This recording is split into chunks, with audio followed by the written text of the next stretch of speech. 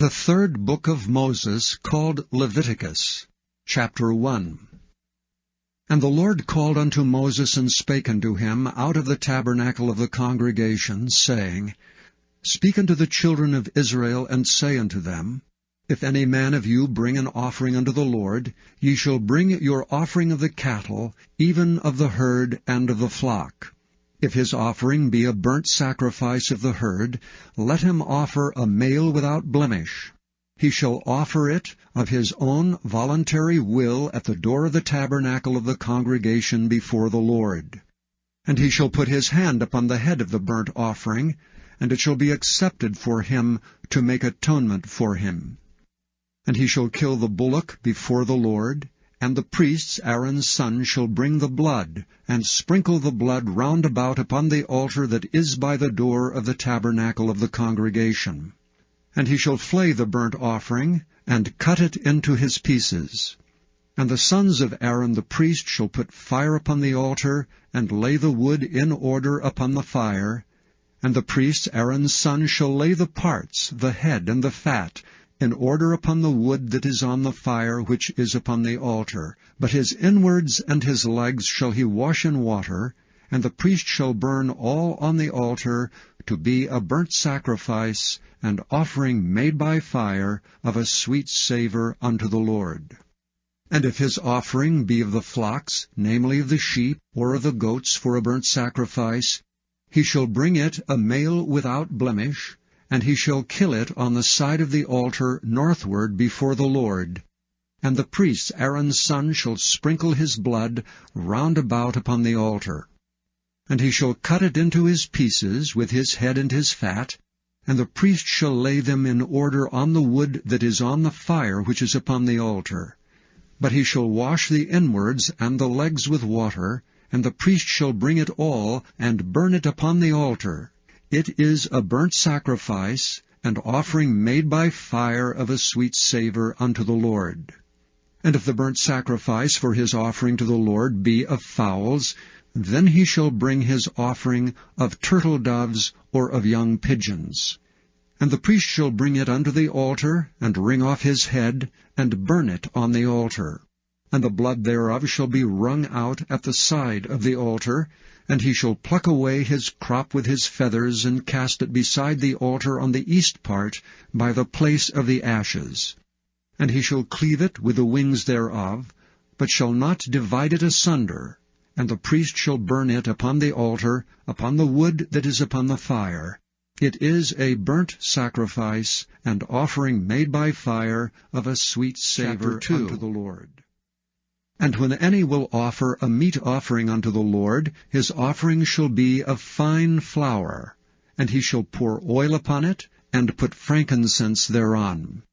And he shall bring it to Aaron's sons the priests, and he shall take thereout his handful of the flour thereof, and of the oil thereof, with all the frankincense thereof, and the priest shall burn the memorial of it upon the altar, to be an offering made by fire of a sweet savour unto the Lord. And the remnant of the meat offering shall be Aaron's and his sons. It is a thing most holy of the offerings of the Lord made by fire.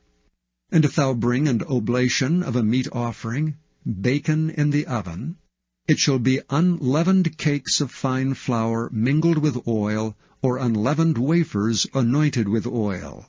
And if thy oblation be a meat offering, bacon in a pan, it shall be of fine flour unleavened, mingled with oil. Thou shalt part it in pieces, and pour oil thereon. It is a meat offering. And if thy oblation be a meat offering, bacon in the frying pan, it shall be made of fine flour with oil. And thou shalt bring the meat offering that is made of these things unto the Lord, and when it is presented unto the priest, he shall bring it unto the altar. And the priest shall take from the meat offering a memorial thereof, and shall burn it upon the altar. It is an offering made by fire, of a sweet savour unto the Lord. And that which is left of the meat offering shall be Aaron's and his sons. It is a thing most holy of the offerings of the Lord made by fire. No meat offering which ye shall bring unto the Lord shall be made with leaven, For ye shall burn no leaven nor any honey in any offering of the Lord made by fire. As for the oblation of the firstfruits, ye shall offer them unto the Lord, but they shall not be burnt on the altar for a sweet savour. And every oblation of thy meat offering shalt thou season with salt, neither shalt thou suffer the salt of the covenant of thy God to be lacking from thy meat offering. With all thine offerings thou shalt offer salt.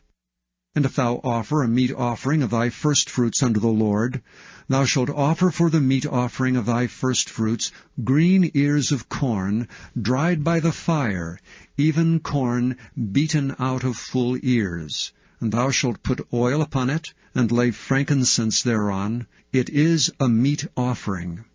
And the priest shall burn the memorial of it, part of the beaten corn thereof, and part of the oil thereof, with all the frankincense thereof.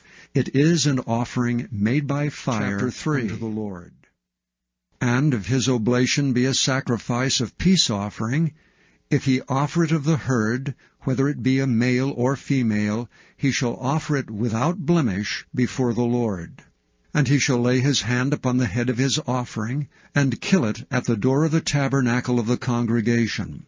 And Aaron's sons the priest shall sprinkle the blood upon the altar round about. And he shall offer of the sacrifice of the peace offering an offering made by fire unto the Lord, the fat that covereth the inwards, and all the fat that is upon the inwards, and the 2 kidneys, and the fat that is on them, which is by the flanks, and the caul above the liver with the kidneys, it shall he take away. And Aaron's son shall burn it on the altar upon the burnt sacrifice, which is upon the wood that is on the fire. It is an offering made by fire of a sweet savour unto the Lord. And if his offering for a sacrifice of peace offering unto the Lord be of the flock, male or female, he shall offer it without blemish. If he offer a lamb for his offering, then shall he offer it before the Lord. And he shall lay his hand upon the head of his offering, and kill it before the tabernacle of the congregation. And Aaron's son shall sprinkle the blood thereof round about upon the altar. And he shall offer of the sacrifice of the peace offering and offering made by fire unto the Lord, the fat thereof, and the whole rump. It shall he take off hard by the backbone, and the fat that covereth the inwards, and all the fat that is upon the inwards, and the 2 kidneys, and the fat that is upon them, which is by the flanks, and the caul above the liver, with the kidneys, it shall he take away. And the priest shall burn it upon the altar. It is the food of the offering made by fire unto the Lord. And if his offering be of a goat, then he shall offer it before the Lord. And he shall lay his hand upon the head of it, and kill it before the tabernacle of the congregation. And the sons of Aaron shall sprinkle the blood thereof upon the altar round about.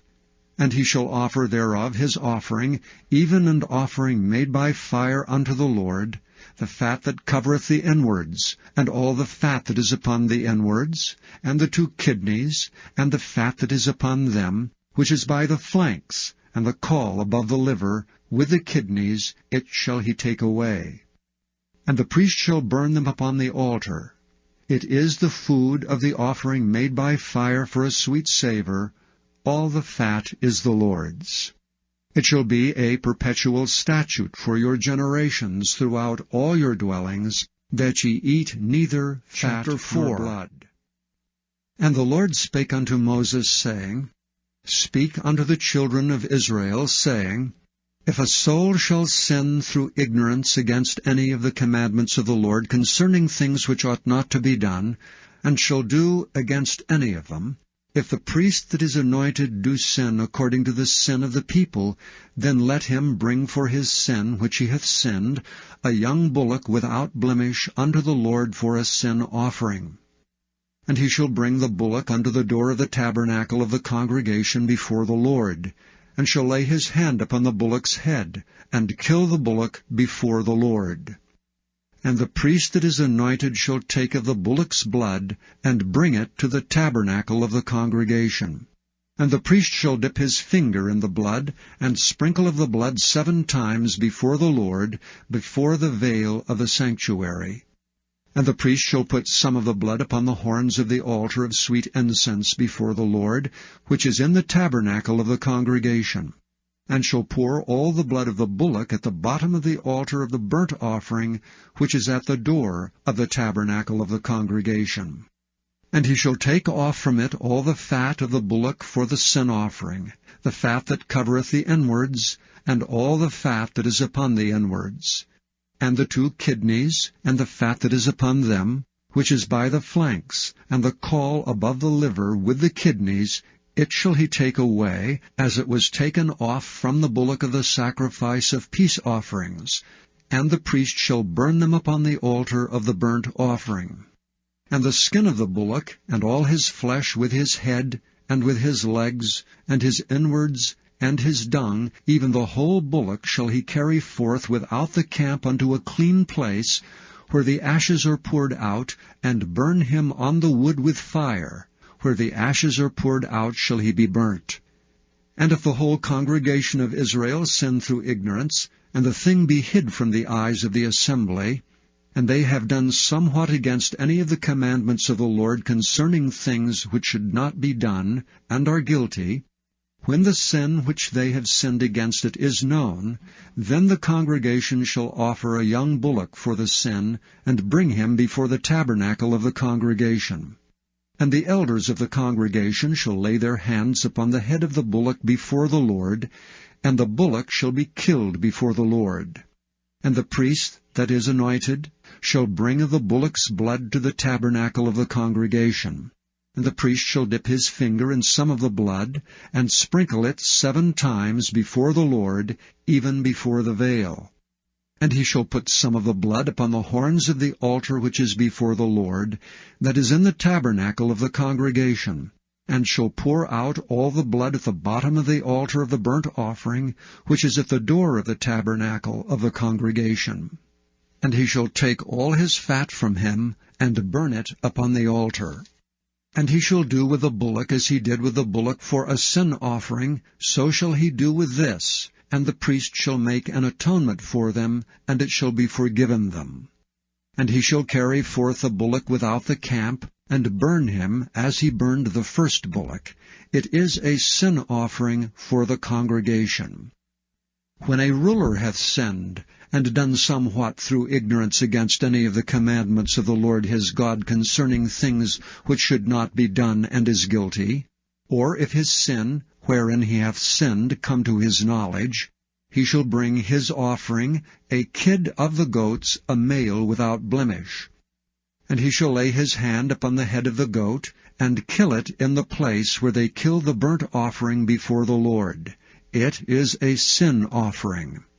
And the priest shall take of the blood of the sin offering with his finger, and put it upon the horns of the altar of burnt offering, and shall pour out his blood at the bottom of the altar of burnt offering.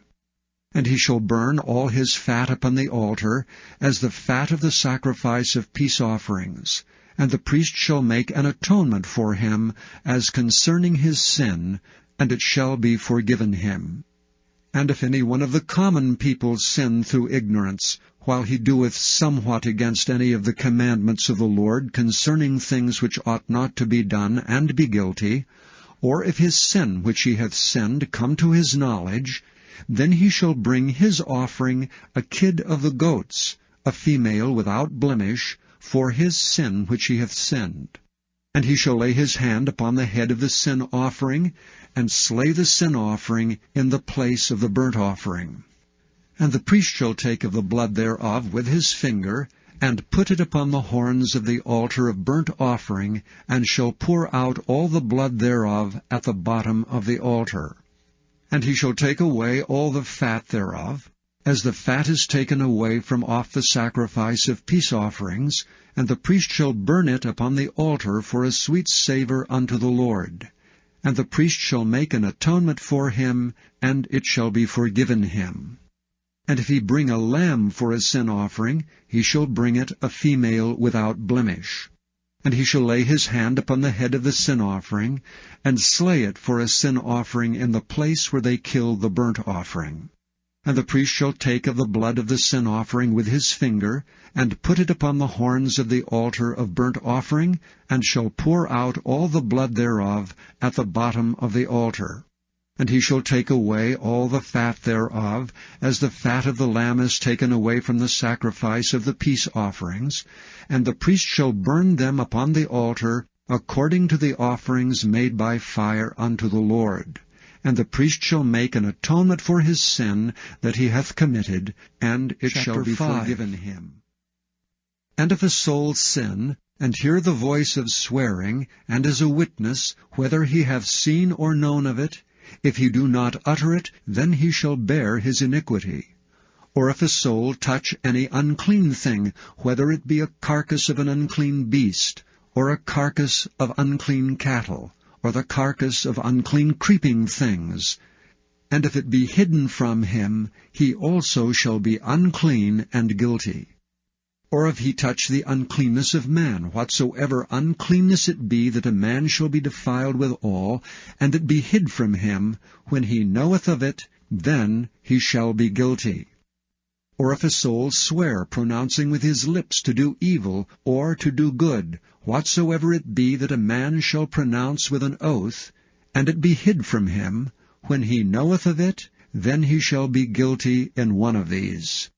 And it shall be, when he shall be guilty in one of these things, that he shall confess that he hath sinned in that thing. And he shall bring his trespass offering unto the Lord for his sin which he hath sinned, a female from the flock, a lamb or a kid of the goats, for a sin offering, and the priest shall make an atonement for him concerning his sin. And if he be not able to bring a lamb, then he shall bring for his trespass which he hath committed 2 turtle doves, or 2 young pigeons unto the Lord, one for a sin offering, and the other for a burnt offering. And he shall bring them unto the priest, who shall offer that which is for sin offering first, and wring off his head from his neck, but shall not divide it asunder, and he shall sprinkle of the blood of the sin offering upon the side of the altar, and the rest of the blood shall be wrung out at the bottom of the altar. It is a sin offering. And he shall offer the second for a burnt offering, according to the manner, and the priest shall make an atonement for him for his sin which he hath sinned, and it shall be forgiven him. But if he be not able to bring 2 turtle doves or 2 young pigeons, then he that sinneth shall bring for his offering the 10th part of an ephah of fine flour for a sin offering. He shall put no oil upon it, neither shall he put any frankincense thereon, for it is a sin offering. Then shall he bring it to the priest, and the priest shall take his handful of it, even a memorial thereof, and burn it on the altar, according to the offering made by fire unto the Lord. It is a sin offering. And the priest shall make an atonement for him as touching his sin that he hath sinned in one of these, and it shall be forgiven him. And the remnant shall be the priest's as a meat offering. And the Lord spake unto Moses, saying, If a soul commit a trespass, and sin through ignorance in the holy things of the Lord, then he shall bring for his trespass unto the Lord a ram without blemish out of the flocks, with thy estimation of shekels of silver, after the shekel of the sanctuary, for a trespass offering. And he shall make amends for the harm that he hath done in the holy thing, and shall add the 5th part thereto, and give it unto the priest. And the priest shall make an atonement for him with the ram of the trespass offering, and it shall be forgiven him. And if a soul sin, and commit any of these things which are forbidden to be done by the commandments of the Lord, though he wist it not, yet is he guilty, and shall bear his iniquity. And he shall bring a ram without blemish out of the flock, with thy estimation for a trespass offering unto the priest. And the priest shall make an atonement for him concerning his ignorance wherein he erred, and wist it not, and it shall be forgiven him. It is a trespass offering. He hath certainly trespassed against the Lord. And the Lord spake unto Moses, saying, If a soul sin, and commit a trespass against the Lord, and lie unto his neighbor in that which was delivered him to keep, or in fellowship, or in a thing taken away by violence, or hath deceived his neighbor, or have found that which was lost, and lieth concerning it, and sweareth falsely, in any of all these that a man doeth, sinning therein, then it shall be, because he hath sinned and is guilty, that he shall restore that which he took violently away, or the thing which he hath deceitfully gotten, or that which was delivered him to keep, or the lost thing which he found, or all that about which he hath sworn falsely. He shall even restore it in the principal, and shall add the 5th part more thereto, and give it unto him to whom it appertaineth, in the day of his trespass offering. And he shall bring his trespass offering unto the Lord, a ram without blemish out of the flock, with thy estimation, for a trespass offering unto the priest. And the priest shall make an atonement for him before the Lord, and it shall be forgiven him for anything of all that he hath done in trespassing therein. And the Lord spake unto Moses, saying, Command Aaron and his sons, saying, This is the law of the burnt offering. It is the burnt offering because of the burning upon the altar all night unto the morning, and the fire of the altar shall be burning in it. And the priest shall put on his linen garment, and his linen breeches shall he put upon his flesh, and take up the ashes which the fire hath consumed, with the burnt offering on the altar, and he shall put them beside the altar. And he shall put off his garments, and put on other garments, and carry forth the ashes without the camp unto a clean place. And the fire upon the altar shall be burning in it, it shall not be put out, and the priest shall burn wood on it every morning, and lay the burnt offering in order upon it, and he shall burn thereon the fat of the peace offerings. The fire shall ever be burning upon the altar, it shall never go out. And this is the law of the meat offering. The sons of Aaron shall offer it before the Lord, before the altar. And he shall take of it his handful of the flour of the meat offering, and of the oil thereof, and all the frankincense which is upon the meat offering, and shall burn it upon the altar for a sweet savour, even the memorial of it unto the Lord. And the remainder thereof shall Aaron and his sons eat. With unleavened bread shall it be eaten in the holy place. In the court of the tabernacle of the congregation they shall eat it. It shall not be baken with leaven. I have given it unto them for their portion of my offerings made by fire. It is most holy, as is the sin offering, and as the trespass offering. All the males among the children of Aaron shall eat of it. It shall be a statute forever in your generations concerning the offerings of the Lord made by fire. Every one that toucheth them shall be holy.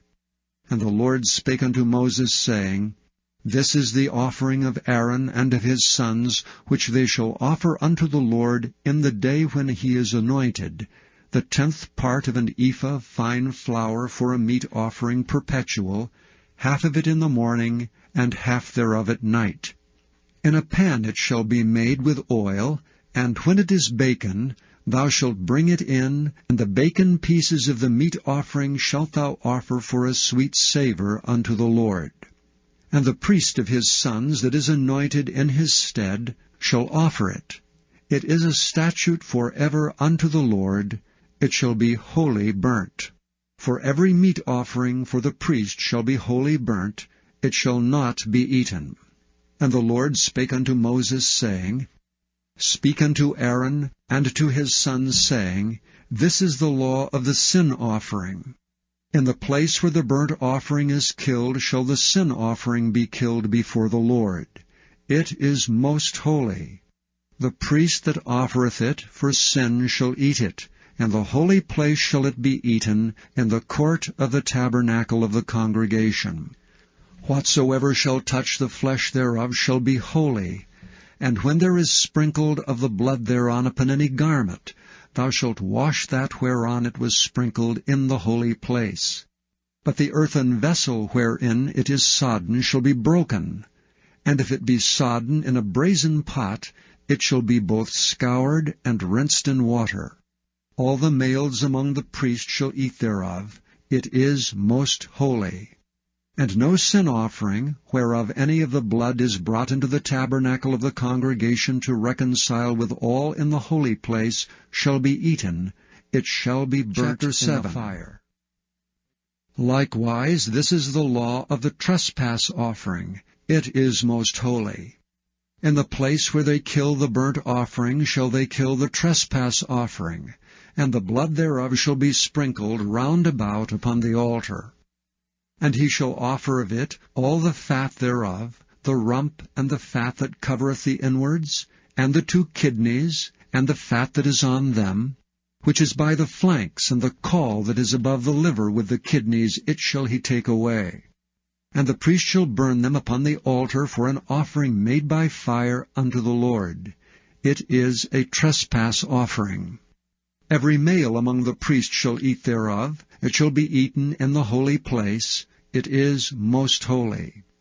As the sin offering is, so is the trespass offering. There is one law for them. The priest that maketh atonement therewith shall have it. And the priest that offereth any man's burnt offering, even the priest shall have to himself the skin of the burnt offering which he hath offered. And all the meat offering that is baken in the oven, and all that is dressed in the frying pan, and in the pan shall be the priest's that offereth it. And every meat offering mingled with oil and dry shall all the sons of Aaron have, one as much as another. And this is the law of the sacrifice of peace offerings which he shall offer unto the Lord. If he offer it for a thanksgiving, then he shall offer with the sacrifice of thanksgiving unleavened cakes mingled with oil, and unleavened wafers anointed with oil, and cakes mingled with oil of fine flour fried. Besides the cakes, he shall offer for his offering leavened bread with the sacrifice of thanksgiving of his peace offerings.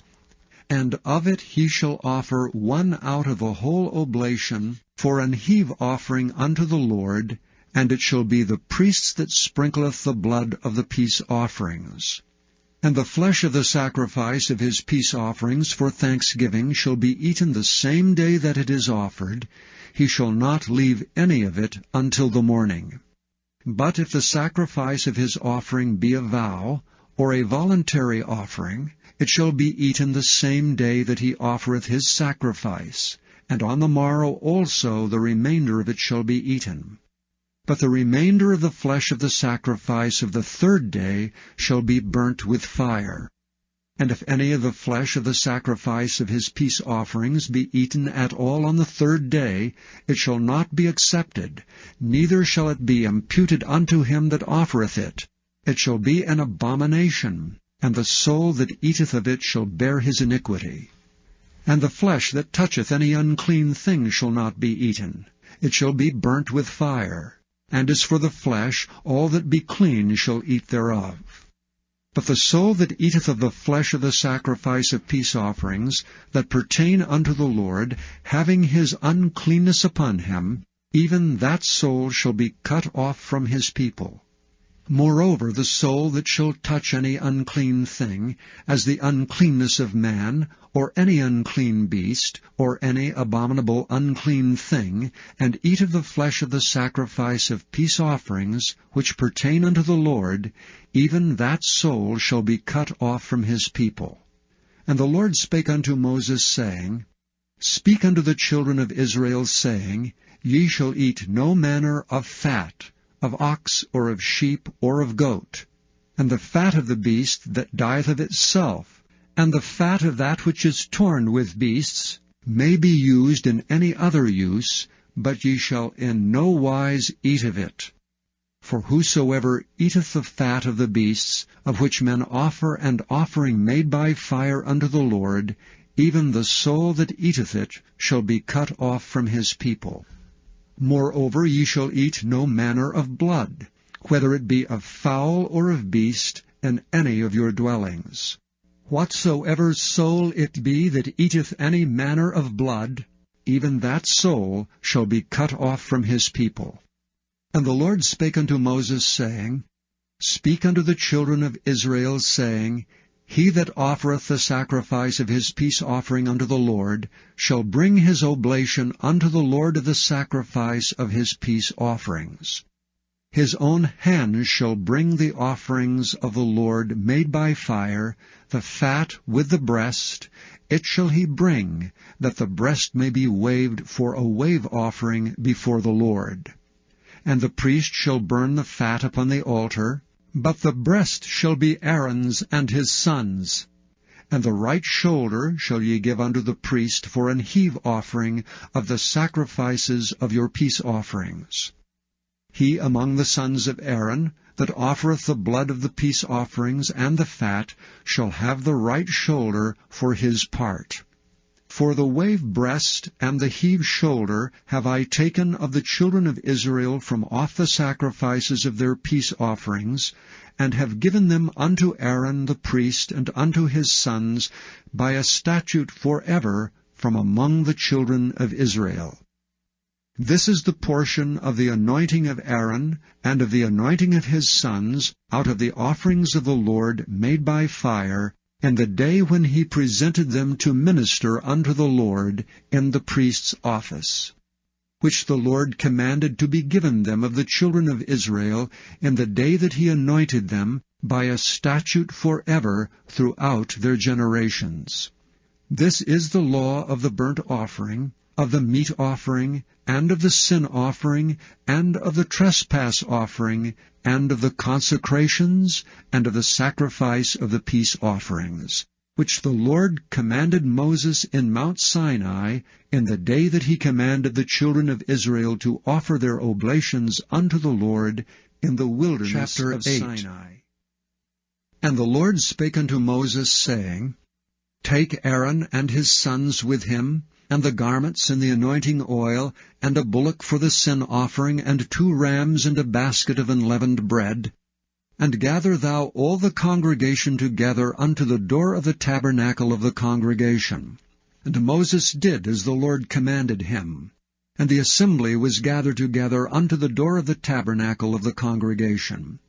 And Moses said unto the congregation, This is the thing which the Lord commandeth to be done. And Moses brought Aaron and his sons, and washed them with water.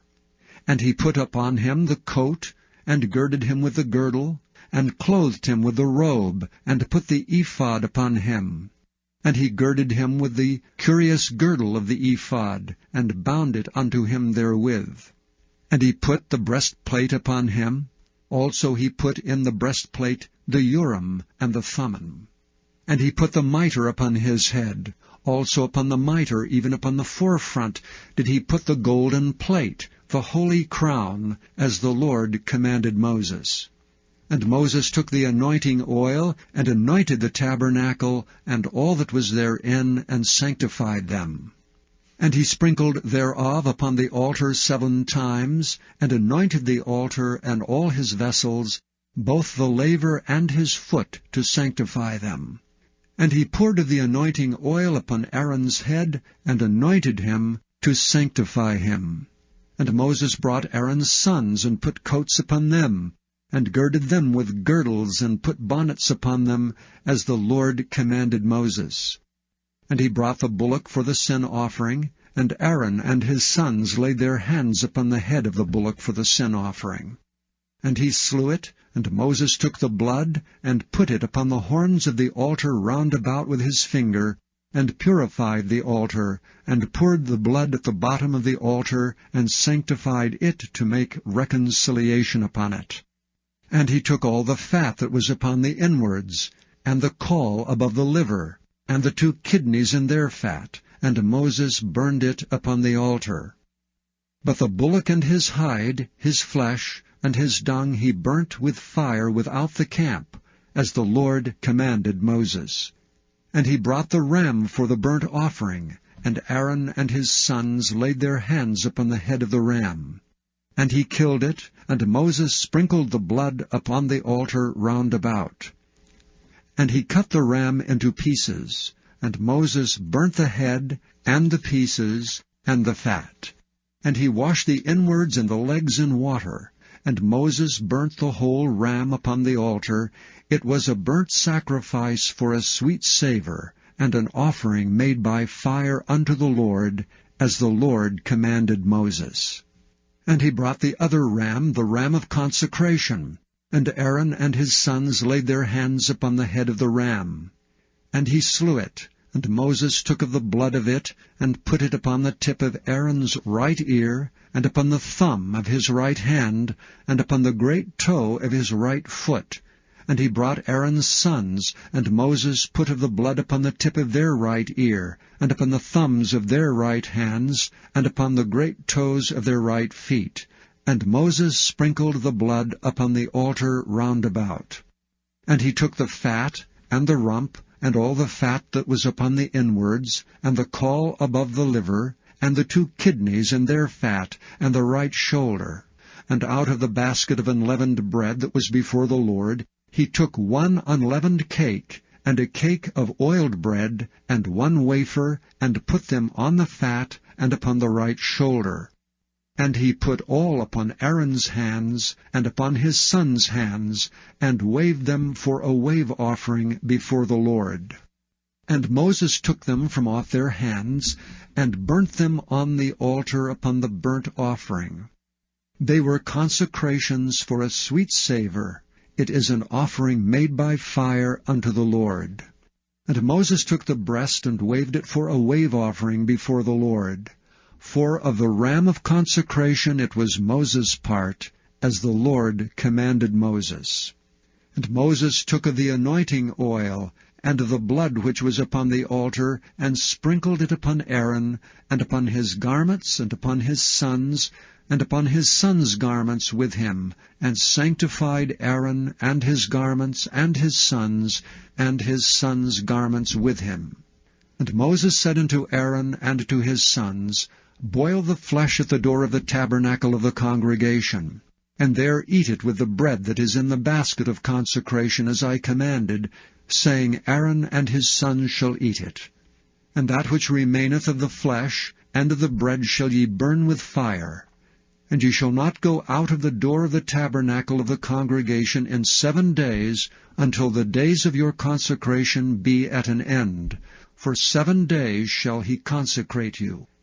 And as he hath done this day, so the Lord hath commanded to do, to make an atonement for you.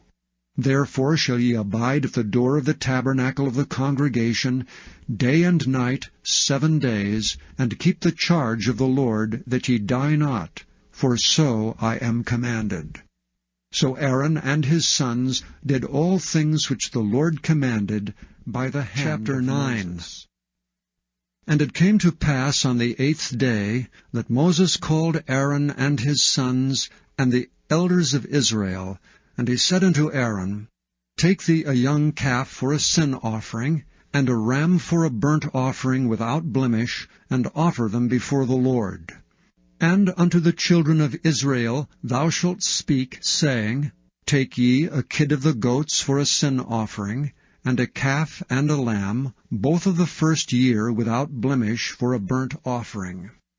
Also a bullock and a ram for peace offerings to sacrifice before the Lord, and a meat offering mingled with oil, for today the Lord will appear unto you. And they brought that which Moses commanded before the tabernacle of the congregation. And all the congregation drew near and stood before the Lord. And Moses said, This is the thing which the Lord commanded that ye should do, and the glory of the Lord shall appear unto you. And Moses said unto Aaron, Go unto the altar, and offer thy sin offering, and thy burnt offering, and make an atonement for thyself and for the people, and offer the offering of the people, and make an atonement for them, as the Lord commanded. Aaron therefore went unto the altar, and slew the calf of the sin offering which was for himself. And the sons of Aaron brought the blood unto him, and he dipped his finger in the blood, and put it upon the horns of the altar, and poured out the blood at the bottom of the altar. But the fat, and the kidneys, and the caul above the liver of the sin offering, he burnt upon the altar as the Lord commanded Moses. And the flesh and the hide he burnt with fire without the camp. And he slew the burnt offering, and Aaron's sons presented unto him the blood which he sprinkled round about upon the altar. And they presented the burnt offering unto him with the pieces thereof, and the head, and he burnt them upon the altar. And he did wash the inwards and the legs, and burnt them upon the burnt offering on the altar. And he brought the people's offerings, and took the goat which was the sin offering for the people, and slew it, and offered it for sin as the first. And he brought the burnt offering, and offered it according to the manner. And he brought the meat offering, and took an handful thereof, and burnt it upon the altar beside the burnt sacrifice of the morning. He slew also the bullock and the ram for a sacrifice of peace offerings, which was for the people. And Aaron's sons presented unto him the blood which he sprinkled upon the altar round about, and the fat of the bullock and of the ram, the rump and that which covereth the inwards, and the kidneys, and the caul above the liver. And they put the fat upon the breasts, and he burnt the fat upon the altar. And the breasts and the right shoulder Aaron waved for a wave offering before the Lord, as Moses commanded. And Aaron lifted up his hand toward the people, and blessed them, and came down from offering of the sin offering, and the burnt offering, and the peace offerings. And Moses and Aaron went into the tabernacle of the congregation, and came out and blessed the people. And the glory of the Lord appeared unto all the people. And there came a fire out from before the Lord, and consumed upon the altar the burnt offering and the fat, which when all the people saw, they shouted, and fell on their faces. And Nadab and Abihu, the sons of Aaron, took either of them his censer, and put fire therein, and put incense thereon, and offered strange fire before the Lord, which he commanded them not. And there went out fire from the Lord, and devoured them, and they died before the Lord. Then Moses said unto Aaron, This is it that the Lord spake, saying, I will be sanctified in them that come nigh me, and before all the people I will be glorified. And Aaron held his peace. And Moses called Mishael and Elzaphan the sons of Uzziel, the uncle of Aaron, and said unto them, Come near, carry your brethren from before the sanctuary out of the camp. So they went near and carried them in their coats out of the camp, as Moses had said. And Moses said unto Aaron, and unto Eleazar, and unto Ithamar his sons, Uncover not your heads, neither rend your clothes, lest ye die, and lest wrath come upon all the people. But let your brethren, the whole house of Israel, bewail the burning which the Lord hath kindled. And ye shall not go out from the door of the tabernacle of the congregation, lest ye die, for the anointing oil of the Lord is upon you. And they did according to the word of Moses. And the Lord spake unto Aaron, saying, Do not drink wine nor strong drink, thou nor thy sons with thee, when ye go into the tabernacle of the congregation, lest ye die. It shall be a statute for ever throughout your generations, and that ye may put difference between holy and unholy, and between unclean and clean.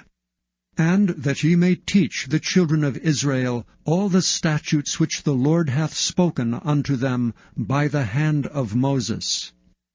And Moses spake unto Aaron, and unto Eleazar, and unto Ithamar his sons that were left, Take the meat offering that remaineth of the offerings of the Lord made by fire, and eat it without leaven beside the altar, for it is most holy. And ye shall eat it in the holy place, because it is thy due, and thy sons' due, of the sacrifices of the Lord made by fire, for so I am commanded. And the wave breast and heave shoulder shall ye eat in a clean place, thou and thy sons and thy daughters with thee, for they be thy due, and thy sons' due, which are given out of the sacrifices of peace offerings of the children of Israel. The heave shoulder and the wave breast shall they bring with the offerings made by fire of the fat, to wave it for a wave offering before the Lord. And it shall be thine and thy sons with thee by a statute forever, as the Lord hath commanded. And Moses diligently sought the goat of the sin offering, and behold, it was burnt. And he was angry with Eleazar and Ithamar, the sons of Aaron, which were left alive, saying, Wherefore have ye not eaten the sin offering in the holy place, seeing it is most holy, and God hath given it you to bear the iniquity of the congregation, to make atonement for them before the Lord? Behold, the blood of it was not brought in within the holy place. Ye should indeed have eaten it in the holy place, as I commanded. And Aaron said unto Moses, Behold, this day have they offered their sin offering and their burnt offering before the Lord, and such things have befallen me. And if I had eaten the sin offering today, should it have been accepted in the sight of the Lord? And when Moses heard that, he was content. And the Lord spake unto Moses and to Aaron, saying unto them, Speak unto the children of Israel, saying, These are the beasts which ye shall eat among all the beasts that are on the earth. Whatsoever parteth the hoof, and is cloven-footed, and cheweth the cud among the beasts, that shall ye eat. Nevertheless, these shall ye not eat of them that chew the cud, or of them that divide the hoof. As the camel, because he cheweth the cud, but divideth not the hoof, he is unclean unto you. And the coney, because he cheweth the cud, but divideth not the hoof, he is unclean unto you. And the hare, because he cheweth the cud, but divideth not the hoof, he is unclean unto you. And the swine, though he divide the hoof, and be cloven-footed, yet he cheweth not the cud, he is unclean to you. Of their flesh shall ye not eat, and their carcasses shall ye not touch, they are unclean to you. These shall ye eat of all that are in the waters, whatsoever hath fins and scales in the waters, in the seas and in the rivers, them shall ye eat. And all that have not fins and scales in the seas and in the rivers, and all that move in the waters, and of any living thing which is in the waters, they shall be an abomination unto you. They shall be even an abomination unto you. Ye shall not eat of their flesh, but ye shall have their carcasses in abomination. Whatsoever hath no fins nor scales in the waters, that shall be an abomination unto you. And these are they which ye shall have in abomination among the fowls. They shall not be eaten. They are an abomination, the eagle, and the ossifrage, and the osprey, and the vulture, and the kite after his kind, every raven after his kind, and the owl, and the nighthawk, and the cuckow, and the hawk after his kind, and the little owl, and the cormorant, and the great owl, and the swan, and the pelican, and the gyre eagle, and the stork, the heron after her kind, and the lapwing, and the bat. All fowls that creep, going upon all four, shall be an abomination unto you. Yet these may ye eat of, every flying creeping thing that goeth upon all four, which have legs above their feet, to leap withal upon the earth. Even these of them ye may eat, the locust after his kind, and the bald locust after his kind, and the beetle after his kind, and the grasshopper after his kind. But all other flying, creeping things, which have 4 feet, shall be an abomination unto you. And for these ye shall be unclean. Whosoever toucheth the carcass of them shall be unclean until the even. And whosoever beareth aught of the carcass of them shall wash his clothes, and be unclean until the even. The carcasses of every beast which divideth the hoof, and is not cloven-footed, nor cheweth the cud, are unclean unto you. Every one that toucheth them shall be unclean. And whatsoever goeth upon his paws among all manner of beasts that go on all 4, those are unclean unto you. Whoso toucheth their carcass shall be unclean until the even. And he that beareth the carcass of them shall wash his clothes, and be unclean until the even. They are unclean unto you. These also shall be unclean unto you among the creeping things that creep upon the earth, the weasel, and the mouse, and the tortoise after his kind, and the ferret, and the chameleon, and the lizard, and the snail, and the mole. These are unclean to you among all that creep.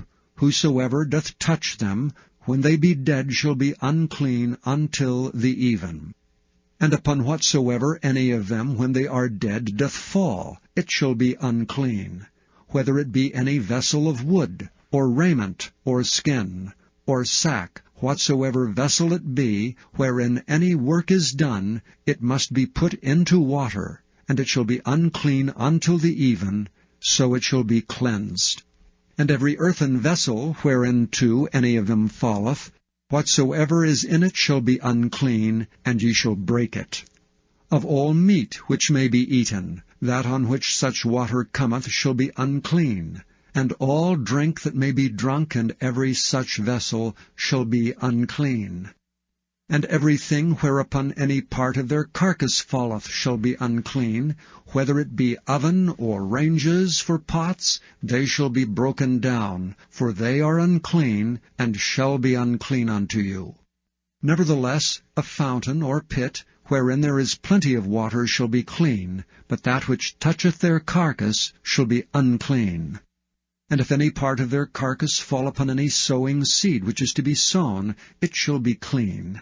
But if any water be put upon the seed, and any part of their carcass fall thereon, it shall be unclean unto you. And if any beast, of which ye may eat, die, he that toucheth the carcass thereof shall be unclean until the even. And he that eateth of the carcass of it shall wash his clothes, and be unclean until the even. He also that beareth the carcass of it shall wash his clothes, and be unclean until the even. And every creeping thing that creepeth upon the earth shall be an abomination, it shall not be eaten.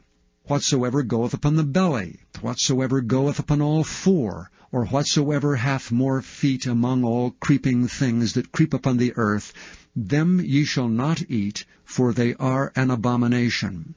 Ye shall not make yourselves abominable with any creeping thing that creepeth, neither shall ye make yourselves unclean with them, that ye should be defiled thereby. For I am the Lord your God. Ye shall therefore sanctify yourselves, and ye shall be holy, for I am holy. Neither shall ye defile yourselves with any manner of creeping thing that creepeth upon the earth. For I am the Lord that bringeth you up out of the land of Egypt, to be your God. Ye shall therefore be holy, for I am holy. This is the law of the beasts, and of the fowl, and of every living creature that moveth in the waters, and of every creature that creepeth upon the earth, to make a difference between the unclean and the clean, and between the beast that may be eaten, and the beast that may not be eaten. Chapter 12.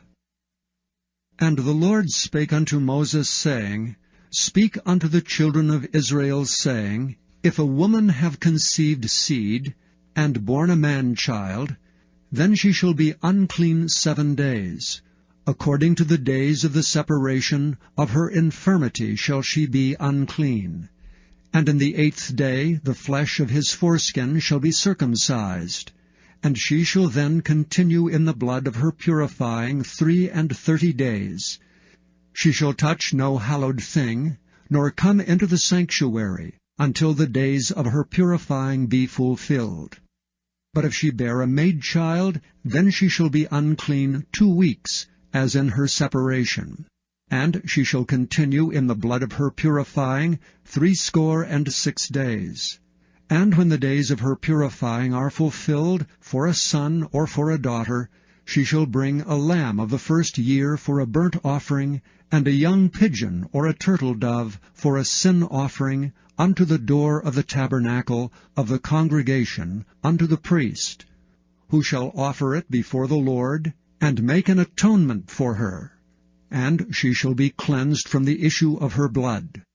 This is the law for her that hath borne a male or a female. And if she be not able to bring a lamb, then she shall bring 2 turtles, or 2 young pigeons, the one for the burnt offering, and the other for a sin offering.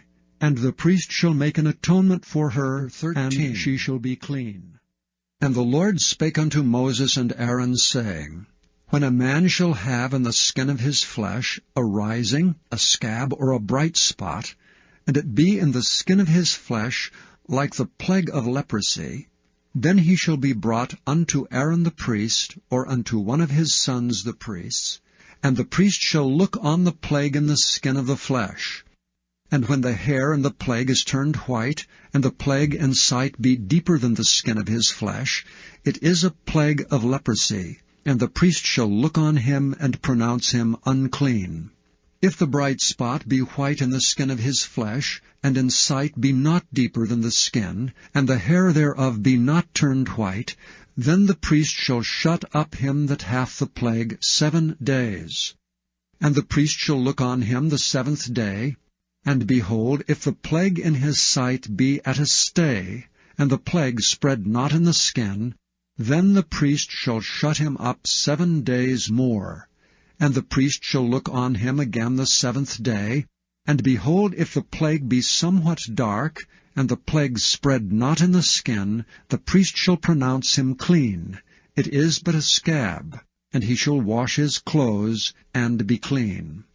But if the scab spread much abroad in the skin, after that he hath been seen of the priest for his cleansing, he shall be seen of the priest again. And if the priest see that, behold, the scab spreadeth in the skin, then the priest shall pronounce him unclean. It is a leprosy. When the plague of leprosy is in a man, he shall be brought unto the priest. And the priest shall see him, and behold, if the rising be white in the skin, and it have turned the hair white, and there be quick raw flesh in the rising, it is an old leprosy in the skin of his flesh, and the priest shall pronounce him unclean, and shall not shut him up, for he is unclean. And if a leprosy break out abroad in the skin, and the leprosy cover all the skin of him that hath the plague, from his head even to his foot, wheresoever the priest looketh, then the priest shall consider, and behold, if the leprosy have covered all his flesh, he shall pronounce him clean that hath the plague. It is all turned white, he is clean. But when raw flesh appeareth in him, he shall be unclean, and the priest shall see the raw flesh, and pronounce him to be unclean. For the raw flesh is unclean, it is a leprosy. Or if the raw flesh turn again, and be changed unto white, he shall come unto the priest. And the priest shall see him, and behold, if the plague be turned into white, then the priest shall pronounce him clean that hath the plague. He is clean. The flesh also, in which even in the skin thereof was a boil, and is healed, and in the place of the boil there be a white rising, or a bright spot, white and somewhat reddish, and it be showed to the priest, and if when the priest seeth it, behold, it be in sight lower than the skin, and the hair thereof be turned white, the priest shall pronounce him unclean. It is a plague of leprosy broken out of the boil. But if the priest look on it, and behold, there be no white hairs therein, and if it be not lower than the skin, but be somewhat dark, then the priest shall shut him up 7 days. And if it spread much abroad in the skin, then the priest shall pronounce him unclean. It is a plague. But if the bright spots stay in his place, and spread not, it is a burning boil, and the priest shall pronounce him clean. Or if there be any flesh in the skin, whereof there is a hot burning, and the quick flesh that burneth have a white bright spot, somewhat reddish or white, then the priest shall look upon it. And behold, if the hair in the bright spot be turned white, and if it be in sight deeper than the skin, it is a leprosy broken out of the burning. Wherefore the priest shall pronounce him unclean. It is the plague of leprosy. But if the priest look on it, and behold, there be no white hair in the bright spot, and it be no lower than the other skin, but be somewhat dark, then the priest shall shut him up 7 days. And the priest shall look upon him the 7th day, and if it be spread much abroad in the skin, then the priest shall pronounce him unclean. It is the plague of leprosy. And if the bright spot stay in his place, and spread not in the skin, but it be somewhat dark, it is a rising of the burning, and the priest shall pronounce him clean, for it is an inflammation of the burning. If a man or woman have a plague upon the head, or the beard, then the priest shall see the plague, and behold, if it be in sight deeper than the skin, and there be in it a yellow thin hair, then the priest shall pronounce him unclean. It is a dry scall, even a leprosy upon the head or beard. And if the priest look on the plague of the scall, and behold, it be not in sight deeper than the skin, and that there is no black hair in it, then the priest shall shut him up that hath a plague of the scall 7 days. And in the 7th day the priest shall look on the plague, and behold, if the scall spread not, and there be in it no yellow hair, and the scall be not in sight deeper than the skin, he shall be shaven, but the scall shall he not shave, and the priest shall shut him up that hath the scall 7 days more. And in the 7th day the priest shall look on the scall, and behold, if the scall be not spread in the skin, nor be in sight deeper than the skin, then the priest shall pronounce him clean, and he shall wash his clothes, and be clean. But if the scall spread abroad much in the skin after his cleansing, then the priest shall look on him, and behold, if the scall be spread in the skin, the priest shall not seek for yellow hair, he is unclean. But if the scall be in his sight at a stay, and that there is black hair grown up therein, the scall is healed, he is clean, and the priest shall pronounce him clean.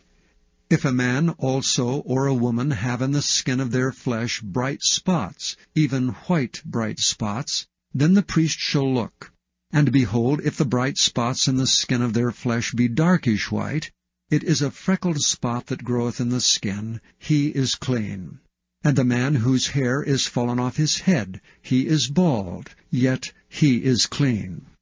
And he that hath his hair fallen off from part of his head toward his face, he is forehead bald, yet he is clean.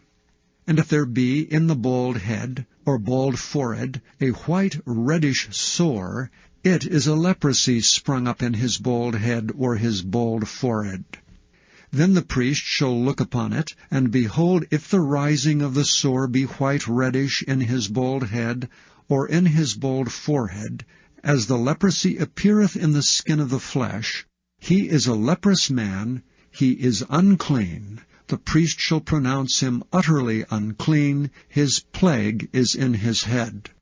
And if the leper in whom the plague is, his clothes shall be rent, and his head bare, and he shall put a covering upon his upper lip, and shall cry, Unclean, unclean. All the days wherein the plague shall be in him, he shall be defiled. He is unclean, he shall dwell alone, without the camp shall his habitation be.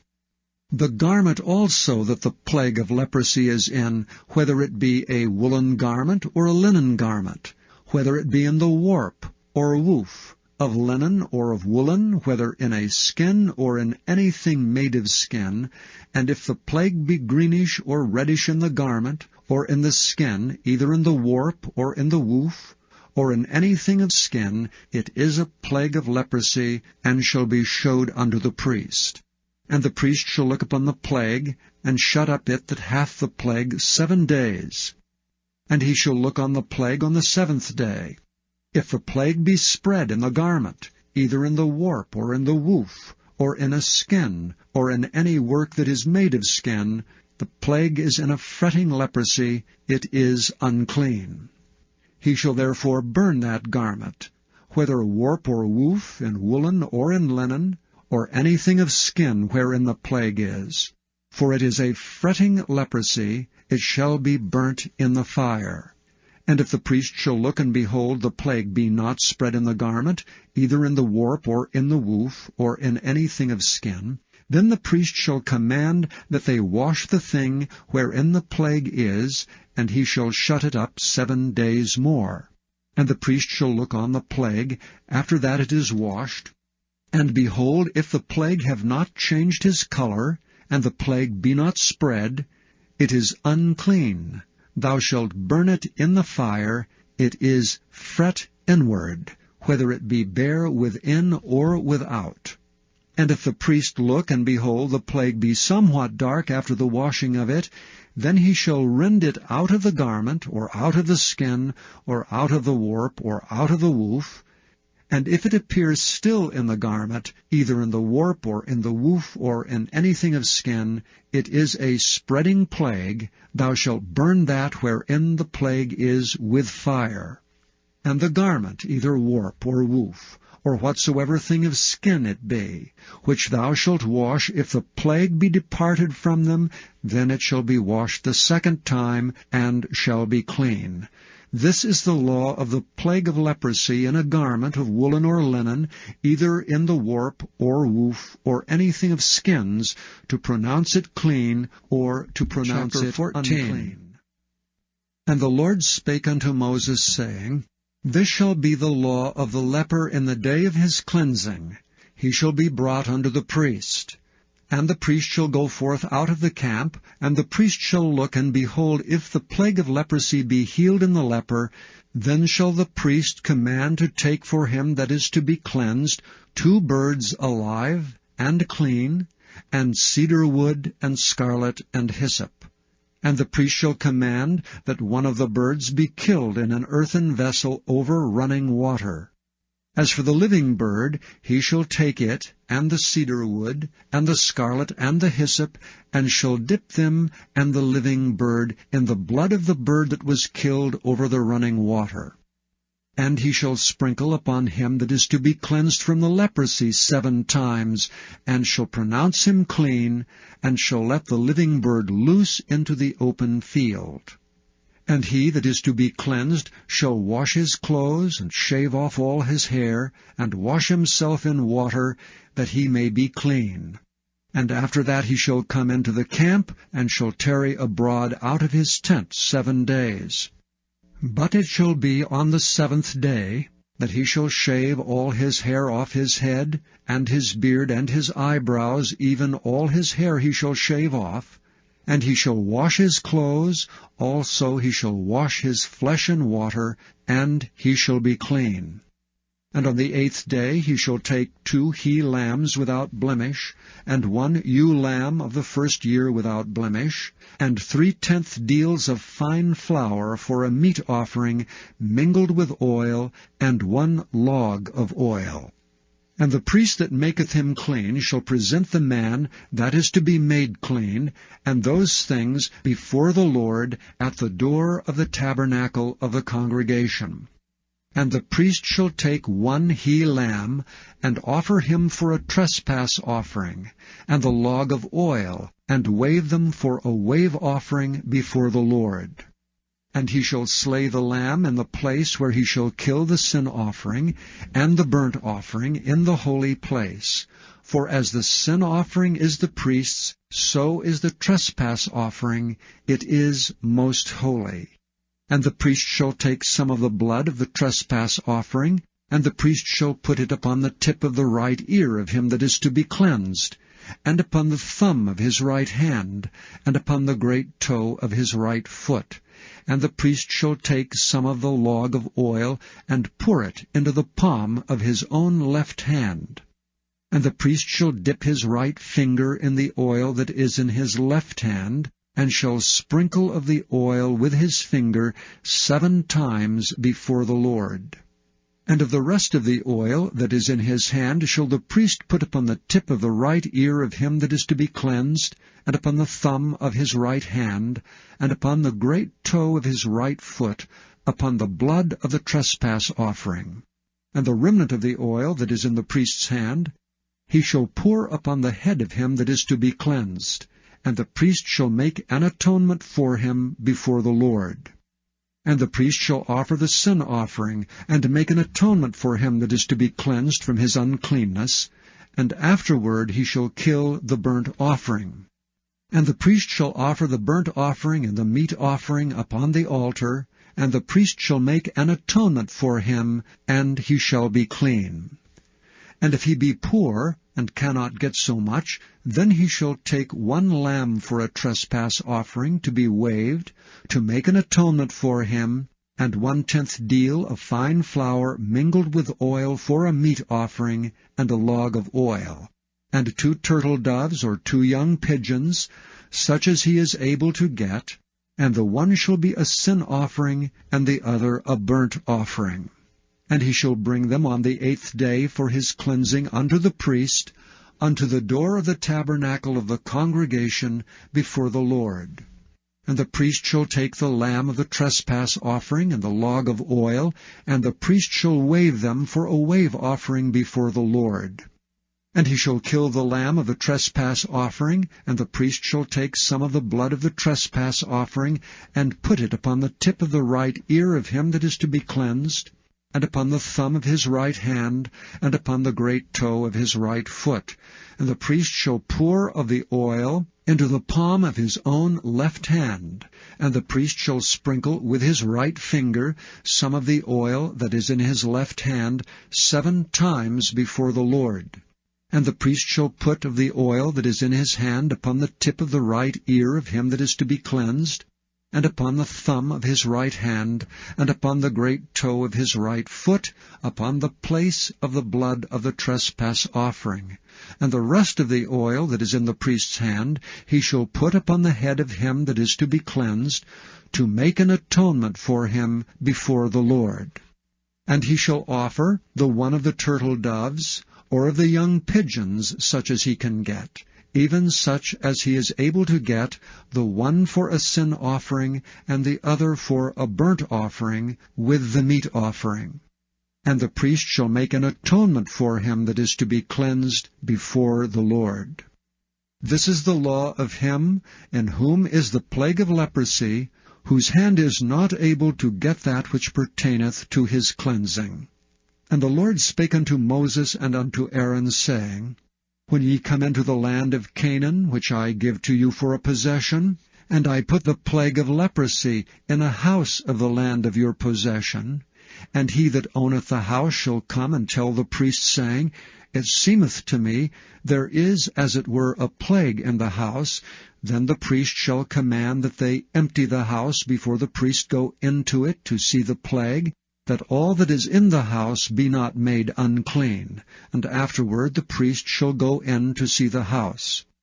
And he shall look on the plague, and behold, if the plague be in the walls of the house with hollow strakes, greenish or reddish, which in sight are lower than the wall, then the priest shall go out of the house to the door of the house, and shut up the house 7 days.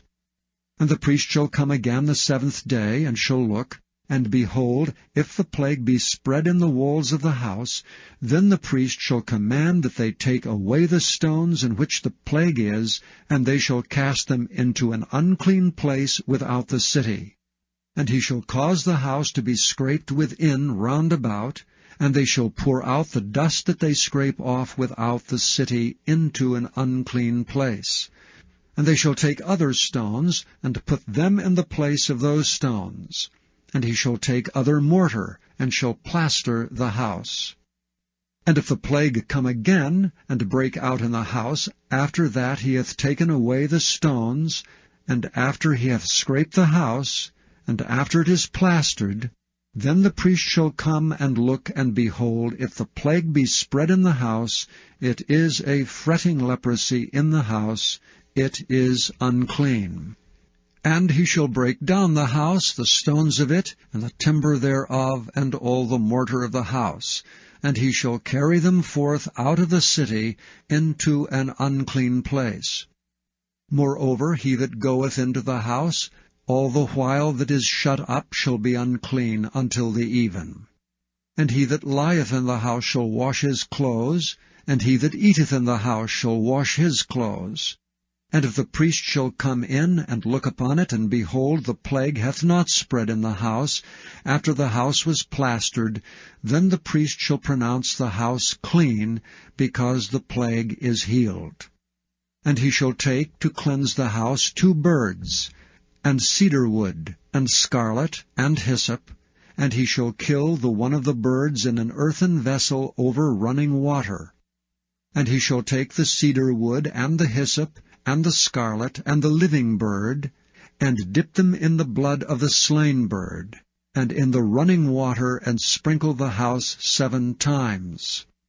And he shall cleanse the house with the blood of the bird, and with the running water, and with the living bird, and with the cedar wood, and with the hyssop, and with the scarlet. But he shall let go the living bird out of the city into the open fields, and make an atonement for the house, and it shall be clean. This is the law for all manner of plague of leprosy and scall, and for the leprosy of a garment, and of a house, and for a rising, and for a scab, and for a bright spot, to teach when it is unclean, and when it is clean. This is the law of leprosy. Chapter 15. And the Lord spake unto Moses and to Aaron, saying, Speak unto the children of Israel, and say unto them, When any man hath a running issue out of his flesh, because of his issue he is unclean. And this shall be his uncleanness in his issue, whether his flesh run with his issue, or his flesh be stopped from his issue, it is his uncleanness. Every bed whereon he lieth that hath the issue is unclean, and everything whereon he sitteth shall be unclean. And whosoever toucheth his bed shall wash his clothes, and bathe himself in water, and be unclean until the even. And he that sitteth on anything whereon he sat that hath the issue shall wash his clothes, and bathe himself in water, and be unclean until the even. And he that toucheth the flesh of him that hath the issue shall wash his clothes, and bathe himself in water, and be unclean until the even. And if he that hath the issue spit upon him that is clean, then he shall wash his clothes, and bathe himself in water, and be unclean until the even. And what saddle soever he rideth upon that hath the issue shall be unclean. And whosoever toucheth anything that was under him shall be unclean until the even. And he that beareth any of these things shall wash his clothes, and bathe himself in water, and be unclean until the even. And whomsoever he toucheth that hath the issue, and hath not rinsed his hands in water, he shall wash his clothes, and bathe himself in water, and be unclean until the even.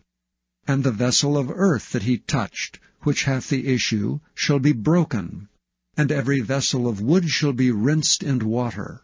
And when he that hath an issue is cleansed of his issue, then he shall number to himself 7 days for his cleansing, and wash his clothes, and bathe his flesh in running water, and shall be clean. And on the 8th day he shall take to him 2 turtle doves, or 2 young pigeons, and come before the Lord unto the door of the tabernacle of the congregation, and give them unto the priest. And the priest shall offer them, the one for a sin offering, and the other for a burnt offering. And the priest shall make an atonement for him before the Lord for his issue. And if any man's seed of copulation go out from him, then he shall wash all his flesh in water, and be unclean until the even. And every garment, and every skin whereon is the seed of copulation shall be washed with water, and be unclean until the even. The woman also with whom man shall lie with seed of copulation, they shall both bathe themselves in water, and be unclean until the even. And if a woman have an issue, and her issue in her flesh be blood, she shall be put apart 7 days. And whosoever toucheth her shall be unclean until the even. And everything that she lieth upon in her separation shall be unclean. Everything also that she sitteth upon shall be unclean. And whosoever toucheth her bed shall wash his clothes, and bathe himself in water, and be unclean until the even. And whosoever toucheth anything that she sat upon shall wash his clothes, and bathe himself in water, and be unclean until the even. And if it be on her bed, or on anything whereon she sitteth, when he toucheth it, he shall be unclean until the even. And if any man lie with her at all, and her flowers be upon him, He shall be unclean 7 days, and all the bed whereon he lieth shall be unclean. And if a woman have an issue of her blood many days out of the time of her separation, or if it run beyond the time of her separation, all the days of the issue of her uncleanness shall be as the days of her separation, she shall be unclean. Every bed whereon she lieth all the days of her issue shall be unto her as the bed of her separation, and whatsoever she sitteth upon shall be unclean as the uncleanness of her separation. And whosoever toucheth those things shall be unclean, and shall wash his clothes, and bathe himself in water, and be unclean until the even. But if she be cleansed of her issue, then she shall number to herself 7 days, and after that she shall be clean. And on the 8th day she shall take unto her 2 turtles, or 2 young pigeons, and bring them unto the priest to the door of the tabernacle of the congregation. And the priest shall offer the one for a sin offering, and the other for a burnt offering. And the priest shall make an atonement for her before the Lord for the issue of her uncleanness. Thus shall ye separate the children of Israel from their uncleanness, that they die not in their uncleanness when they defile my tabernacle that is among them. This is the law of him that hath an issue, and of him whose seed goeth from him, and is defiled therewith, and of her that is sick of her flowers, and of him that hath an issue, of the man and of the woman, and of him that lieth with her that is Chapter unclean. 16. And the Lord spake unto Moses after the death of the 2 sons of Aaron, when they offered before the Lord and died. And the Lord said unto Moses, Speak unto Aaron thy brother, that he come not at all times into the holy place within the veil before the mercy seat, which is upon the ark, that he die not. For I will appear in the cloud upon the mercy seat. Thus shall Aaron come into the holy place, with a young bullock for a sin offering, and a ram for a burnt offering. He shall put on the holy linen coat, and he shall have the linen breeches upon his flesh, and shall be girded with a linen girdle, and with a linen mitre shall he be attired. These are holy garments, therefore shall he wash his flesh in water, and so put them on. And he shall take of the congregation of the children of Israel 2 kids of the goats for a sin offering, and 1 ram for a burnt offering. And Aaron shall offer his bullock of the sin offering, which is for himself, and make an atonement for himself and for his house. And he shall take the 2 goats, and present them before the Lord at the door of the tabernacle of the congregation. And Aaron shall cast lots upon the 2 goats, 1 lot for the Lord, and the other lot for the scapegoat. And Aaron shall bring the goat upon which the Lord's lot fell, and offer him for a sin offering. But the goat on which the lot fell to be the scapegoat shall be presented alive before the Lord, to make an atonement with him, and to let him go for a scapegoat into the wilderness. And Aaron shall bring the bullock of the sin offering, which is for himself, and shall make an atonement for himself and for his house, and shall kill the bullock of the sin offering which is for himself. And he shall take a censer full of burning coals of fire from off the altar before the Lord, and his hands full of sweet incense beaten small, and bring it within the veil. And he shall put the incense upon the fire before the Lord, that the cloud of the incense may cover the mercy seat that is upon the testimony, that he die not. And he shall take of the blood of the bullock, and sprinkle it with his finger upon the mercy seat eastward, and before the mercy seat shall he sprinkle of the blood with his finger 7 times. Then shall he kill the goat of the sin offering that is for the people, and bring his blood within the veil, and do with that blood as he did with the blood of the bullock, and sprinkle it upon the mercy seat, and before the mercy seat. And he shall make an atonement for the holy place, because of the uncleanness of the children of Israel. and because of their transgressions and all their sins, and so shall he do for the tabernacle of the congregation that remaineth among them in the midst of their uncleanness. And there shall be no man in the tabernacle of the congregation when he goeth in to make an atonement in the holy place, until he come out and have made an atonement for himself, and for his household, and for all the congregation of Israel.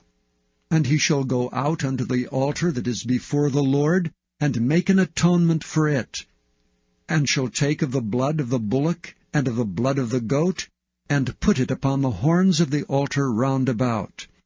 And he shall sprinkle of the blood upon it with his finger 7 times, and cleanse it, and hallow it from the uncleanness of the children of Israel. And when he hath made an end of reconciling the holy place, and the tabernacle of the congregation, and the altar, he shall bring the live goat. And Aaron shall lay both his hands upon the head of the live goat, and confess over him all the iniquities of the children of Israel, and all their transgressions and all their sins, putting them upon the head of the goat, and shall send him away by the hand of a fit man into the wilderness. And the goat shall bear upon him all their iniquities unto a land not inhabited, and he shall let go the goat in the wilderness. And Aaron shall come into the tabernacle of the congregation, and shall put off the linen garments which he put on when he went into the holy place, and shall leave them there. And he shall wash his flesh with water in the holy place, and put on his garments, and come forth, and offer his burnt offering, and the burnt offering of the people, and make an atonement for himself and for the people.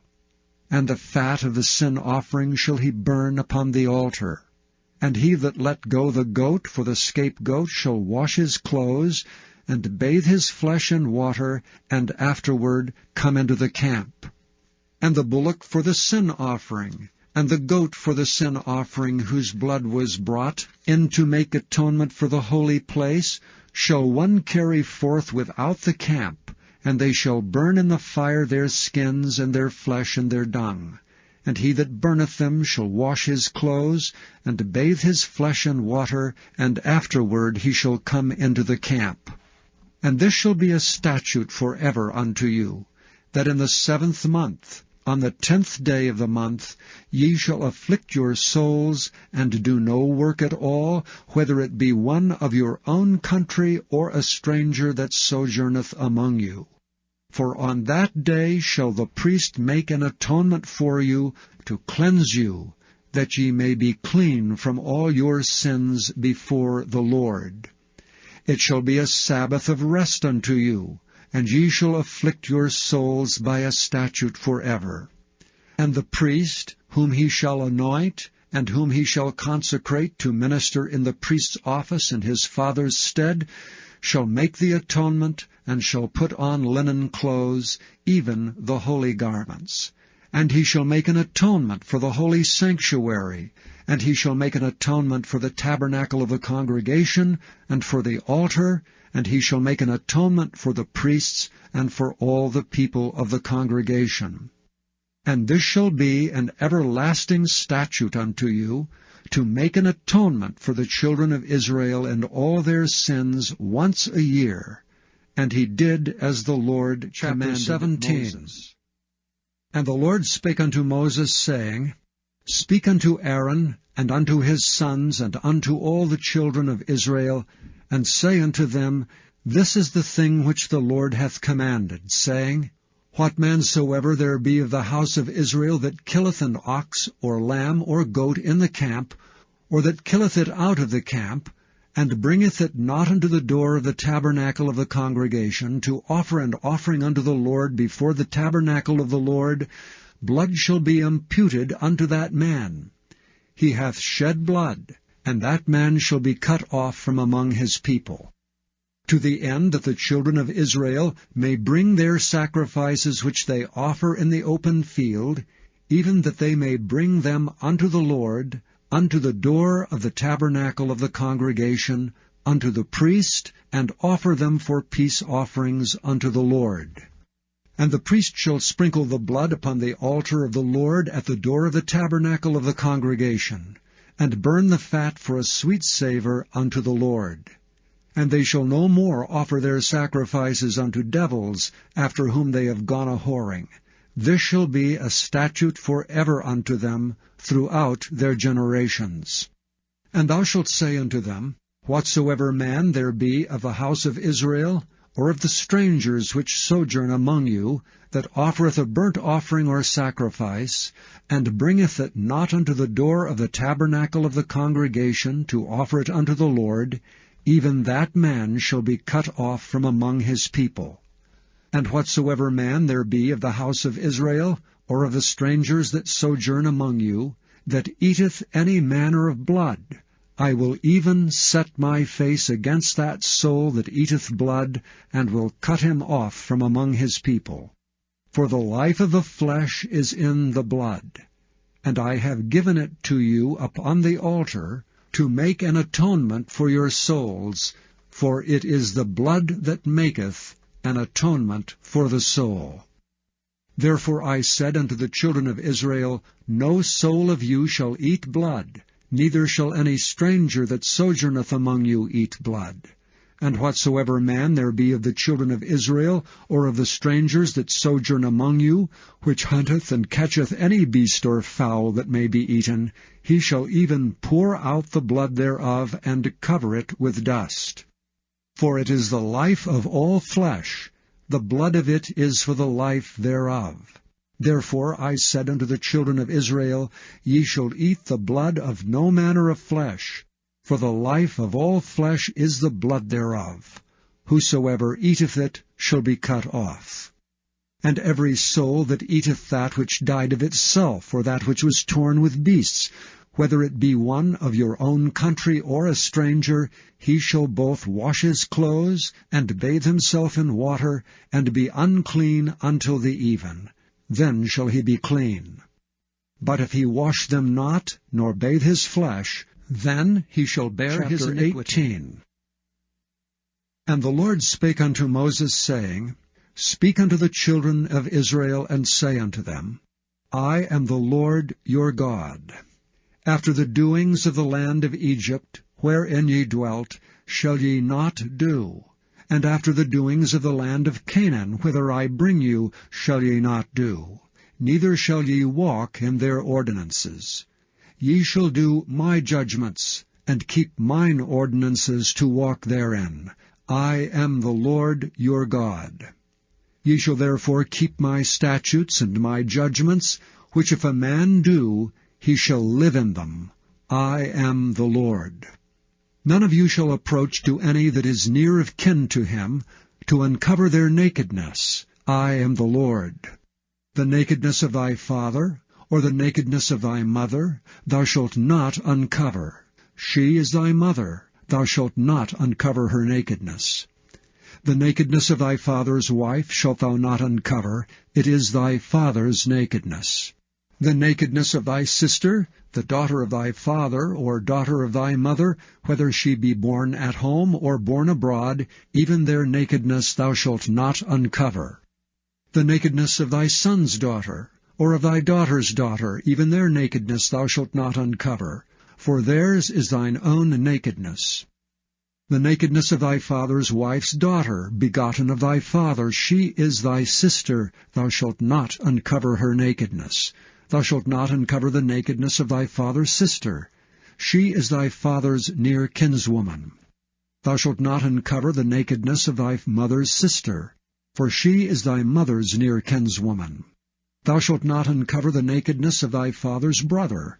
Thou shalt not approach to his wife. She is thine aunt. Thou shalt not uncover the nakedness of thy daughter-in-law. She is thy son's wife. Thou shalt not uncover her nakedness. Thou shalt not uncover the nakedness of thy brother's wife.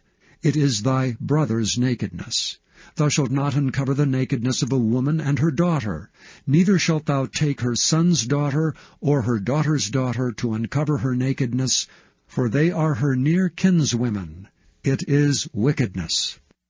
Neither shalt thou take a wife to her sister to vex her, to uncover her nakedness beside the other in her lifetime. Also thou shalt not approach unto a woman to uncover her nakedness, as long as she is put apart for her uncleanness. Moreover, thou shalt not lie carnally with thy neighbor's wife, to defile thyself with her. And thou shalt not let any of thy seed pass through the fire to Molech, neither shalt thou profane the name of thy God. I am the Lord. As with womankind, it is abomination. Neither shalt thou lie with any beast to defile thyself therewith, neither shall any woman stand before a beast to lie down thereto. It is confusion. Defile not ye yourselves in any of these things, for in all these the nations are defiled which I cast out before you, and the land is defiled. Therefore I do visit the iniquity thereof upon it, and the land itself vomiteth out her inhabitants. Ye shall therefore keep my statutes and my judgments, and shall not commit any of these abominations, neither any of your own nation, nor any stranger that sojourneth among you. For all these abominations have the men of the land done, which were before you, and the land is defiled. That the land spew not you out also when ye defile it, as it spewed out the nations that were before you.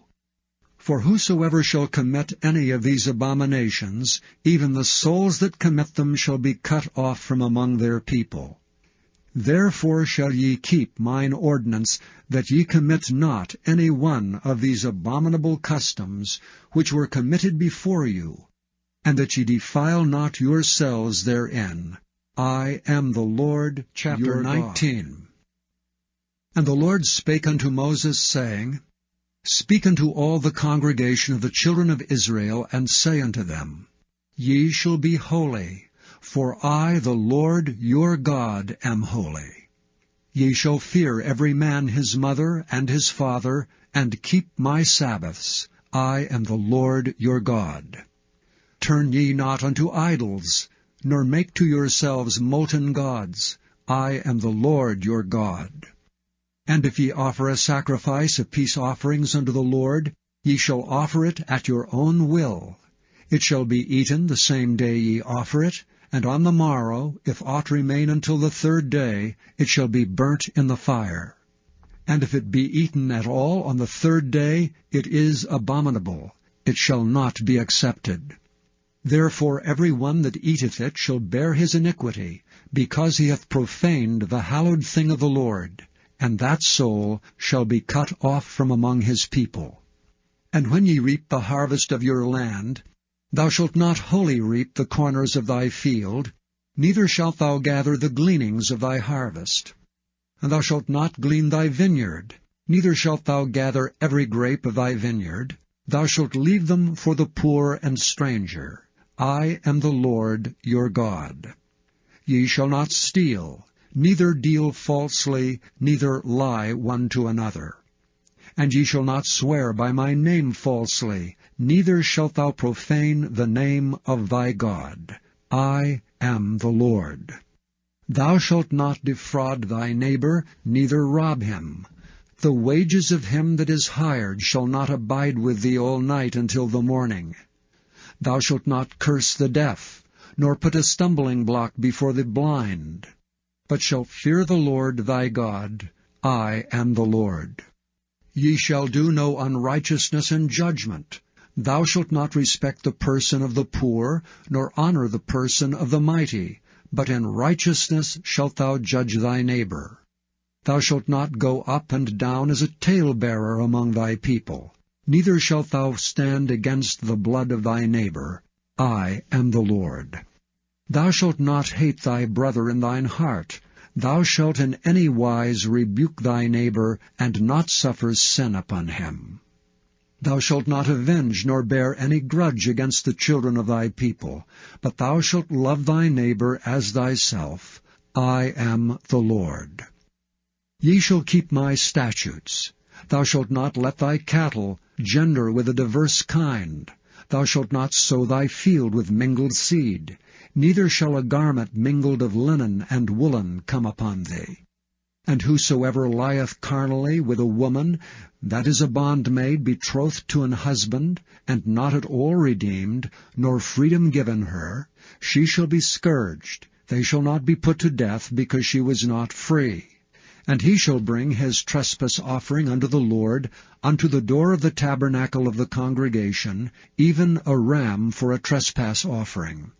And the priest shall make an atonement for him with the ram of the trespass offering before the Lord for his sin which he hath done, and the sin which he hath done shall be forgiven him. And when ye shall come into the land, and shall have planted all manner of trees for food, then ye shall count the fruit thereof as uncircumcised. 3 years shall it be as uncircumcised unto you. It shall not be eaten of. But in the 4th year all the fruit thereof shall be holy to praise the Lord withal. And in the 5th year shall ye eat of the fruit thereof, that it may yield unto you the increase thereof. I am the Lord your God. Ye shall not eat anything with blood, neither shall ye use enchantment, nor observe times. Ye shall not round the corners of your heads, neither shalt thou mar the corners of thy beard. Ye shall not make any cuttings in your flesh for the dead, nor print any marks upon you. I am the Lord. Do not prostitute thy daughter to cause her to be a whore, lest the land fall to whoredom, and the land become full of wickedness. Ye shall keep my Sabbaths, and reverence my sanctuary. I am the Lord. Regard not them that have familiar spirits, neither seek after wizards to be defiled by them. I am the Lord your God. Thou shalt rise up before the hoary head, and honor the face of the old man, and fear thy God. I am the Lord. And if a stranger sojourn with thee in your land, ye shall not vex him. But the stranger that dwelleth with you shall be unto you as one born among you, and thou shalt love him as thyself. For ye were strangers in the land of Egypt. I am the Lord your God. Ye shall do no unrighteousness in judgment, in meter yard, in weight, or in measure. Just balances, just weights, a just ephah, and a just hin shall ye have. I am the Lord your God, which brought you out of the land of Egypt. Therefore shall ye observe all my statutes and all my judgments, and do them. I am the Lord. And the Lord spake unto Moses, saying, Again thou shalt say to the children of Israel, Whosoever he be of the children of Israel, or of the strangers that sojourn in Israel, that giveth any of his seed unto Molech, he shall surely be put to death. The people of the land shall stone him with stones. And I will set my face against that man, and will cut him off from among his people, because he hath given of his seed unto Molech to defile my sanctuary, and to profane my holy name. And if the people of the land do any ways hide their eyes from the man, when he giveth of his seed unto Molech, and kill him not, then I will set my face against that man, and against his family, and will cut him off, and all that go a-whoring after him, to commit whoredom with Molech, from among their people. And the soul that turneth after such as have familiar spirits, and after wizards, to go a-whoring after them, I will even set my face against that soul, and will cut him off from among his people. Sanctify yourselves therefore, and be ye holy, for I am the Lord your God. And ye shall keep my statutes, and do them. I am the Lord which sanctify you. For every one that curseth his father or his mother shall be surely put to death. He hath cursed his father or his mother, his blood shall be upon him. And the man that committeth adultery with another man's wife, even he that committeth adultery with his neighbour's wife, the adulterer and the adulteress shall surely be put to death. And the man that lieth with his father's wife hath uncovered his father's nakedness. Both of them shall surely be put to death. Their blood shall be upon them. And if a man lie with his daughter-in-law, both of them shall surely be put to death. they have wrought confusion, their blood shall be upon them. If a man also lie with mankind, as he lieth with a woman, both of them have committed an abomination. They shall surely be put to death, their blood shall be upon them. And if a man take a wife and her mother, it is wickedness. They shall be burnt with fire, both he and they, that there be no wickedness among you. And if a man lie with a beast, he shall surely be put to death, and ye shall slay the beast. And if a woman approach unto any beast, and lie down thereto, thou shalt kill the woman and the beast. They shall surely be put to death. Their blood shall be upon them. And if a man shall take his sister, his father's daughter, or his mother's daughter, and see her nakedness, and she see his nakedness, it is a wicked thing, and they shall be cut off in the sight of their people. He hath uncovered his sister's nakedness, he shall bear his iniquity. And if a man shall lie with a woman having her sickness, and shall uncover her nakedness, he hath discovered her fountain, and she hath uncovered the fountain of her blood, and both of them shall be cut off from among their people. And thou shalt not uncover the nakedness of thy mother's sister, nor of thy father's sister, for he uncovereth his near kin, they shall bear their iniquity. And if a man shall lie with his uncle's wife, he hath uncovered his uncle's nakedness, they shall bear their sin, they shall die childless. And if a man shall take his brother's wife, it is an unclean thing. He hath uncovered his brother's nakedness, they shall be childless. Ye shall therefore keep all my statutes and all my judgments, and do them, that the land whither I bring you to dwell therein spew you not out. And ye shall not walk in the manners of the nation which I cast out before you, for they committed all these things, and therefore I abhorred them. But I have said unto you, ye shall inherit their land, and I will give it unto you to possess it, a land that floweth with milk and honey. I am the Lord your God, which have separated you from other people.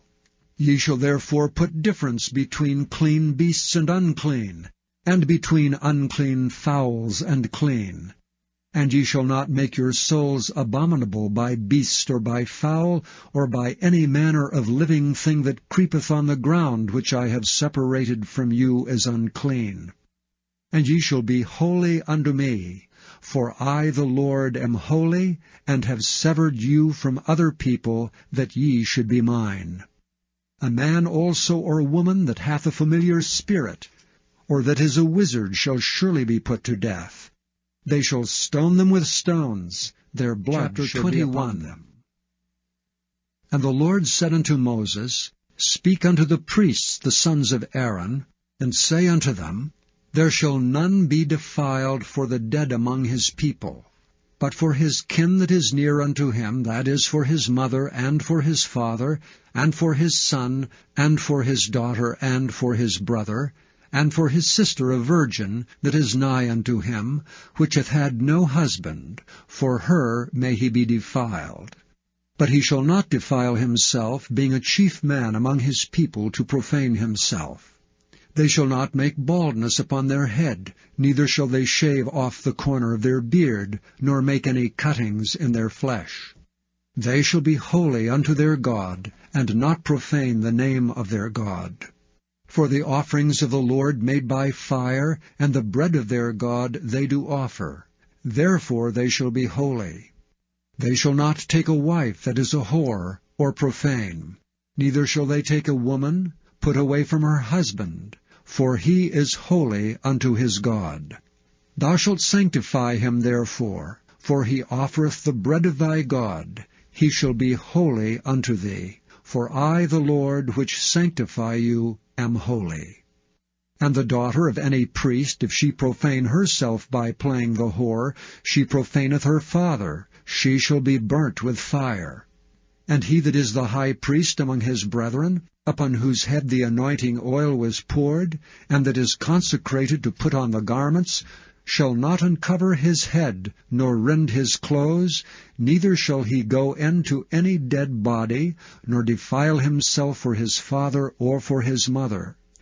Neither shall he go out of the sanctuary, nor profane the sanctuary of his God. For the crown of the anointing oil of his God is upon him. I am the Lord.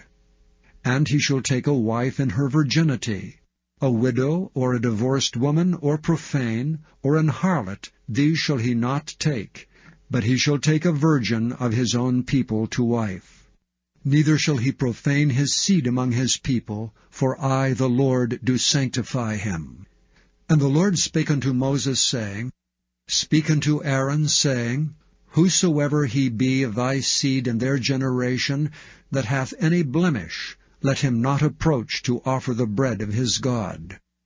For whatsoever man he be that hath a blemish, he shall not approach, a blind man, or a lame, or he that hath a flat nose, or anything superfluous, or a man that is broken-footed or broken-handed, or crook-backed, or a dwarf, or that hath a blemish in his eye, or be scurvy, or scabbed, or hath his stones broken. No man that hath a blemish of the seed of Aaron the priest shall come nigh to offer the offerings of the Lord made by fire. He hath a blemish. He shall not come nigh to offer the bread of his God. He shall eat the bread of his God, both of the most holy and of the holy. Only he shall not go in unto the veil, nor come nigh unto the altar, because he hath a blemish, that he profane not my sanctuaries. For I, the Lord, do sanctify them.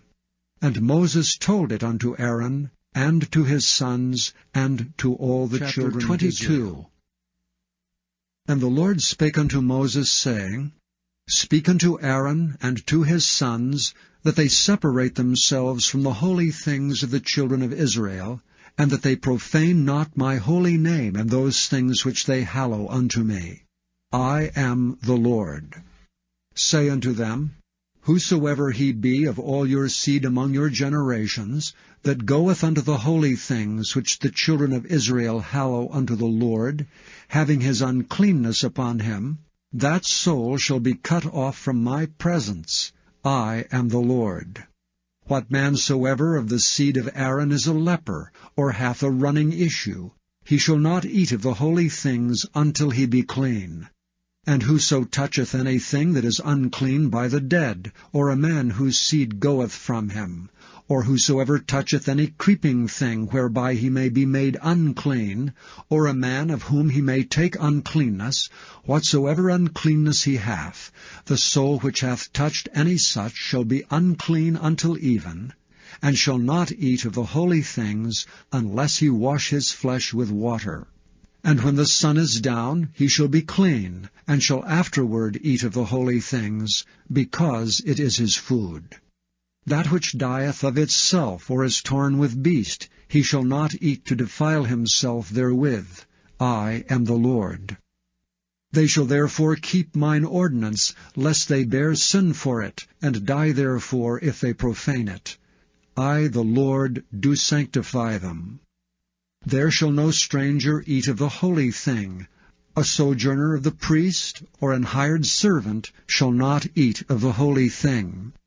But if the priest buy any soul with his money, he shall eat of it. And he that is born in his house, they shall eat of his meat. If the priest's daughter also be married unto a stranger, she may not eat of an offering of the holy things. But if the priest's daughter be a widow, or divorced, and have no child, and is returned unto her father's house as in her youth, she shall eat of her father's meat. But there shall no stranger eat thereof. And if a man eat of the holy thing unwittingly, then he shall put the 5th part thereof unto it, and shall give it unto the priest with the holy thing. And they shall not profane the holy things of the children of Israel, which they offer unto the Lord, or suffer them to bear the iniquity of trespass when they eat their holy things, for I, the Lord, do sanctify them. And the Lord spake unto Moses, saying, Speak unto Aaron, and to his sons, and to all the children of Israel, and say unto them, whatsoever he be of the house of Israel, or of the strangers in Israel, that will offer his oblation for all his vows, and for all his freewill offerings, which they will offer unto the Lord for a burnt offering, ye shall offer at your own will a male without blemish of the beeves, of the sheep, or of the goats. But whatsoever hath a blemish, that shall ye not offer, for it shall not be acceptable for you. And whosoever offereth a sacrifice of peace offerings unto the Lord, to accomplish his vow, or a freewill offering in beeves or sheep, it shall be perfect to be accepted. There shall be no blemish therein. Blind, or broken, or maimed, or having a wen, or scurvy, or scabbed, ye shall not offer these unto the Lord, nor make an offering by fire of them upon the altar unto the Lord. Either a bullock or a lamb that hath anything superfluous or lacking in his parts, that mayest thou offer for a freewill offering, but for a vow it shall not be accepted. Ye shall not offer unto the Lord that which is bruised, or crushed, or broken, or cut, neither shall ye make any offering thereof in your land. Neither from a stranger's hand shall ye offer the bread of your God of any of these, because their corruption is in them, and blemishes be in them, they shall not be accepted for you.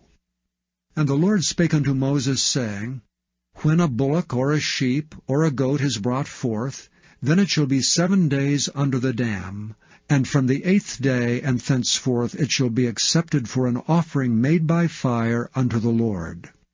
And whether it be cow or ewe, ye shall not kill it and her young both in 1 day. And when ye will offer a sacrifice of thanksgiving unto the Lord, offer it at your own will. On the same day it shall be eaten up, ye shall leave none of it until the morrow. I am the Lord. Therefore shall ye keep my commandments and do them. I am the Lord. Neither shall ye profane my holy name, but I will be hallowed among the children of Israel. I am the Lord which hallow you, that brought you out of the land of Egypt to be your God. I Chapter am 23. the Lord. And the Lord spake unto Moses, saying, Speak unto the children of Israel, and say unto them, Concerning the feasts of the Lord, which ye shall proclaim to be holy convocations, even these are my feasts. 6 days shall work be done, but the 7th day is the Sabbath of rest, and holy convocation. Ye shall do no work therein. It is the Sabbath of the Lord in all your dwellings. These are the feasts of the Lord, even holy convocations, which ye shall proclaim in their seasons. In the 14th day of the 1st month at even is the Lord's Passover. And on the 15th day of the same month is the feast of unleavened bread unto the Lord. 7 days ye must eat unleavened bread. In the 1st day ye shall have an holy convocation. Ye shall do no servile work therein. But ye shall offer an offering made by fire unto the Lord 7 days. In the 7th day is an holy convocation. Ye shall do no servile work therein. And the Lord spake unto Moses, saying, Speak unto the children of Israel, and say unto them, When ye be come into the land which I give unto you, and shall reap the harvest thereof, then ye shall bring a sheaf of the firstfruits of your harvest unto the priest. And he shall wave the sheaf before the Lord, to be accepted for you. On the morrow after the Sabbath the priest shall wave it. And ye shall offer that day, when ye wave the sheaf, an he lamb without blemish of the 1st year for a burnt offering unto the Lord. And the meat offering thereof shall be 2/10 deals of fine flour mingled with oil, an offering made by fire unto the Lord for a sweet savour. And the drink offering thereof shall be of wine, the 4th part of an hin. And ye shall eat neither bread, nor parched corn, nor green ears, until the selfsame day that ye have brought an offering unto your God. It shall be a statute forever throughout your generations in all your dwellings. And ye shall count unto you from the morrow after the Sabbath, from the day that ye brought the sheaf of the wave offering, 7 Sabbaths shall be complete. Even unto the morrow after the 7th Sabbath shall ye number 50 days, and ye shall offer a new meat offering unto the Lord. Ye shall bring out of your habitations 2 wave loaves of 2/10 deals. They shall be of fine flour. They shall be baken with leaven. They are the firstfruits unto the Lord. And ye shall offer with the bread 7 lambs without blemish of the first year, and 1 young bullock, and 2 rams. They shall be for a burnt offering unto the Lord, with their meat offering and their drink offerings, even an offering made by fire of sweet savour unto the Lord. Then ye shall sacrifice 1 kid of the goats for a sin offering, and 2 lambs of the first year for a sacrifice of peace offerings. And the priest shall wave them with the bread of the firstfruits for a wave offering before the Lord, with the 2 lambs. They shall be holy to the Lord for the priest. And ye shall proclaim on the selfsame day, that it may be an holy convocation unto you. Ye shall do no servile work therein. It shall be a statute forever in all your dwellings throughout your generations. And when ye reap the harvest of your land, thou shalt not make clean riddance of the corners of thy field when thou reapest, neither shalt thou gather any gleaning of thy harvest. Thou shalt leave them unto the poor and to the stranger. I am the Lord your God. And the Lord spake unto Moses, saying, Speak unto the children of Israel, saying, In the 7th month, in the 1st day of the month, shall ye have a Sabbath, a memorial of blowing of trumpets, and holy convocation. Ye shall do no servile work therein, but ye shall offer an offering made by fire unto the Lord. And the Lord spake unto Moses, saying, Also on the 10th day of this 7th month there shall be a day of atonement.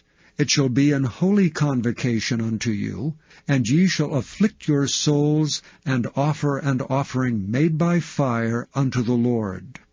And ye shall do no work in that same day, for it is a day of atonement, to make an atonement for you before the Lord your God. For whatsoever soul it be that shall not be afflicted in that same day, he shall be cut off from among his people. And whatsoever soul it be that doeth any work in that same day, the same soul will I destroy from among his people. Ye shall do no manner of work. It shall be a statute forever throughout your generations in all your dwellings. It shall be unto you a Sabbath of rest, and ye shall afflict your souls. In the 9th day of the month at even, from even unto even, shall ye celebrate your Sabbath. And the Lord spake unto Moses, saying, Speak unto the children of Israel, saying, The 15th day of this 7th month shall be the Feast of Tabernacles for 7 days unto the Lord. On the 1st day shall be an holy convocation. Ye shall do no servile work therein. 7 days ye shall offer an offering made by fire unto the Lord. On the 8th day shall be an holy convocation unto you. And ye shall offer an offering made by fire unto the Lord. It is a solemn assembly, and ye shall do no servile work therein. These are the feasts of the Lord, which ye shall proclaim to be holy convocations, to offer an offering made by fire unto the Lord, a burnt offering and a meat offering, a sacrifice and drink offerings, everything upon his day, beside the Sabbaths of the Lord, and beside your gifts, and beside all your vows, and beside all your freewill offerings, which ye give unto the Lord. Also in the 15th day of the 7th month, when ye have gathered in the fruit of the land, ye shall keep a feast unto the Lord 7 days. On the 1st day shall be a Sabbath, and on the 8th day shall be a Sabbath. And ye shall take you on the 1st day the boughs of goodly trees, branches of palm trees, and the boughs of thick trees, and willows of the brook. And ye shall rejoice before the Lord your God 7 days. And ye shall keep it a feast unto the Lord 7 days in the year. It shall be a statute forever in your generations. Ye shall celebrate it in the 7th month. Ye shall dwell in booths 7 days. All that are Israelites born shall dwell in booths, that your generations may know that I made the children of Israel to dwell in booths when I brought them out of the land of Egypt. I am the Lord your God. And Moses declared unto the children of Israel the feasts of the Lord. And the Lord spake unto Moses, saying, Command the children of Israel that they bring unto thee pure oil olive beaten for the light, to cause the lamps to burn continually. Without the veil of the testimony, in the tabernacle of the congregation, shall Aaron order it from the evening unto the morning before the Lord continually.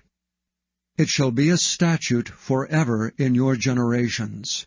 He shall order the lamps upon the pure candlestick before the Lord continually. And thou shalt take fine flour, and bake 12 cakes thereof. 2/10 deals shall be in 1 cake. And thou shalt set them in 2 rows, 6 on a row, upon the pure table before the Lord. And thou shalt put pure frankincense upon each row, that it may be on the bread for a memorial, even an offering made by fire unto the Lord. Every Sabbath he shall set it in order before the Lord continually, being taken from the children of Israel by an everlasting covenant. And it shall be Aaron's and his sons, and they shall eat it in the holy place. For it is most holy unto him of the offerings of the Lord made by fire by a perpetual statute. And the son of an Israelitish woman, whose father was an Egyptian, went out among the children of Israel, and this son of the Israelitish woman and a man of Israel strove together in the camp. And the Israelitish woman's son blasphemed the name of the Lord and cursed. And they brought him unto Moses, and his mother's name was Shelomith, the daughter of Dibri, of the tribe of Dan. And they put him in ward, that the mind of the Lord might be showed them. And the Lord spake unto Moses, saying, Bring forth him that hath cursed without the camp, and let all that heard him lay their hands upon his head, and let all the congregation stone him. And thou shalt speak unto the children of Israel, saying, Whosoever curseth his God shall bear his sin. And he that blasphemeth the name of the Lord, he shall surely be put to death, and all the congregation shall certainly stone him, as well the stranger as he that is born in the land, when he blasphemeth the name of the Lord, shall be put to death. And he that killeth any man shall surely be put to death. And he that killeth a beast shall make it good, beast for beast. And if a man cause a blemish in his neighbor, as he hath done, so shall it be done to him. Breach for breach, eye for eye, tooth for tooth. As he hath caused a blemish in a man, so shall it be done to him again. And he that killeth a beast, he shall restore it, and he that killeth a man, he shall be put to death.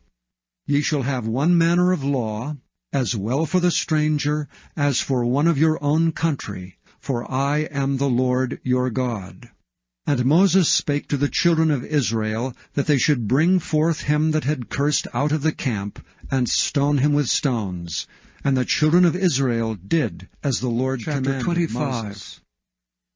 And the Lord spake unto Moses in Mount Sinai, saying, Speak unto the children of Israel, and say unto them, When ye come into the land which I give you, then shall the land keep a Sabbath unto the Lord. 6 years thou shalt sow thy fields, and 6 years thou shalt prune thy vineyard, and gather in the fruit thereof. But in the 7th year shall be a Sabbath of rest unto the land, a Sabbath for the Lord. Thou shalt neither sow thy field, nor prune thy vineyard. That which groweth of its own accord by thy harvest thou shalt not reap, neither gather the grapes of thy vine undressed, for it is a year of rest unto the land. And the Sabbath of the land shall be meat for you, for thee, and for thy servant, and for thy maid, and for thy hired servant, and for thy stranger that sojourneth with thee, and for thy cattle, and for the beasts that are in thy land, shall all the increase thereof be meat. And thou shalt number 7 Sabbaths of years unto thee, 7 times 7 years. And the space of the 7 Sabbaths of years shall be unto thee 49 years. Then shalt thou cause the trumpet of the Jubilee to sound on the 10th day of the 7th month. In the day of atonement shall ye make the trumpet sound throughout all your land. And ye shall hallow the 50th year, and proclaim liberty throughout all the land unto all the inhabitants thereof. It shall be a jubilee unto you, and ye shall return every man unto his possession, and ye shall return every man unto his family. A jubilee shall that 50th year be unto you. Ye shall not sow, neither reap that which groweth of itself in it, nor gather the grapes in it of thy vine undressed. For it is the Jubilee, it shall be holy unto you. Ye shall eat the increase thereof out of the field. In the year of this Jubilee ye shall return every man unto his possession. And if thou sell aught unto thy neighbor, or buyest aught of thy neighbor's hand, ye shall not oppress one another.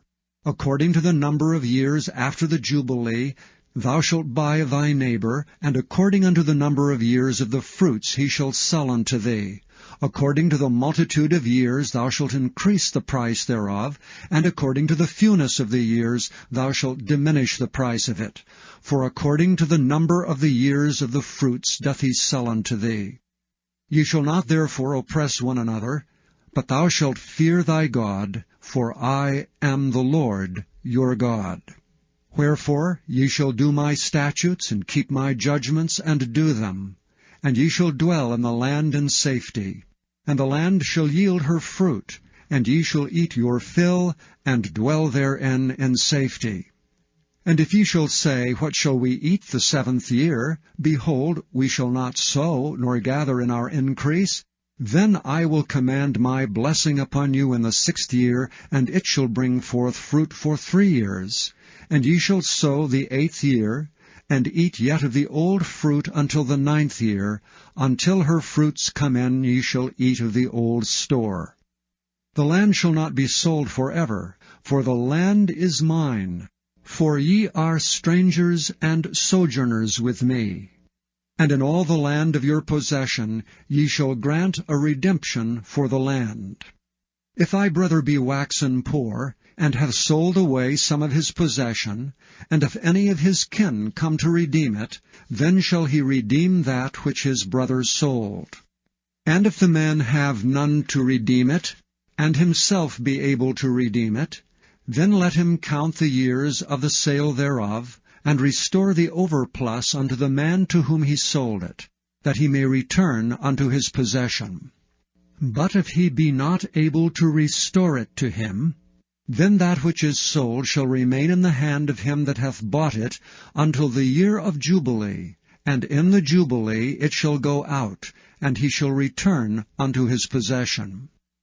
And if a man sell a dwelling house in a walled city, then he may redeem it within a whole year after it is sold. Within a full year may he redeem it.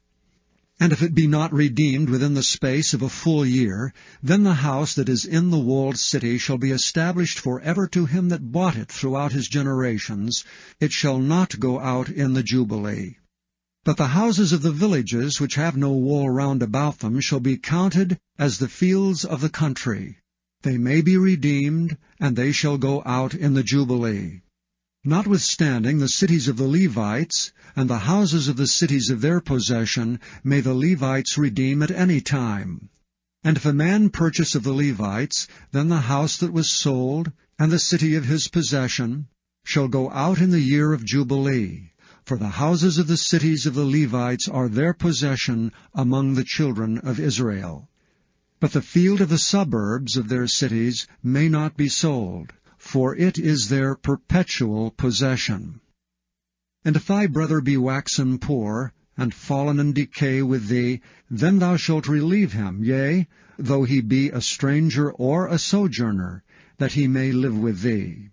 Take thou no usury of him, or increase, but fear thy God, that thy brother may live with thee. Thou shalt not give him thy money upon usury, nor lend him thy victuals for increase. I am the Lord your God, which brought you forth out of the land of Egypt, to give you the land of Canaan, and to be your God. And if thy brother that dwelleth by thee be waxen poor, and be sold unto thee, thou shalt not compel him to serve as a bondservant, but as an hired servant, and as a sojourner, he shall be with thee, and shall serve thee unto the year of Jubilee. And then shall he depart from thee, both he and his children with him, and shall return unto his own family, and unto the possession of his fathers shall he return. For they are my servants which I brought forth out of the land of Egypt. They shall not be sold as bondmen. Thou shalt not rule over him with rigor, but shalt fear thy God. Both thy bondmen and thy bondmaids which thou shalt have shall be of the heathen that are round about you. Of them shall ye buy bondmen and bondmaids. Moreover, of the children of the strangers that do sojourn among you, of them shall ye buy, and of their families that are with you, which they begat in your land, and they shall be your possession. And ye shall take them as an inheritance for your children after you, to inherit them for a possession. They shall be your bondmen forever. But over your brethren, the children of Israel, ye shall not rule one over another with rigor. And if a sojourner or stranger wax rich by thee, and thy brother that dwelleth by him wax poor, and sell himself unto the stranger or sojourner by thee, or to the stock of the stranger's family, after that he is sold he may be redeemed again. One of his brethren may redeem him. Either his uncle or his uncle's son may redeem him, or any that is nigh of kin unto him of his family may redeem him. Or, if he be able, he may redeem himself. And he shall reckon with him that bought him from the year that he was sold to him unto the year of Jubilee. And the price of his sale shall be according unto the number of years, according to the time of an hired servant shall it be with him. If there be yet many years behind, according unto them he shall give again the price of his redemption out of the money that he was bought for. And if there remain but few years unto the year of Jubilee, then he shall count with him, and according unto his years shall he give him again the price of his redemption. And as a yearly hired servant shall he be with him, and the other shall not rule with rigor over him in thy sight. And if he be not redeemed in these years, then he shall go out in the year of Jubilee, both he and his children with him.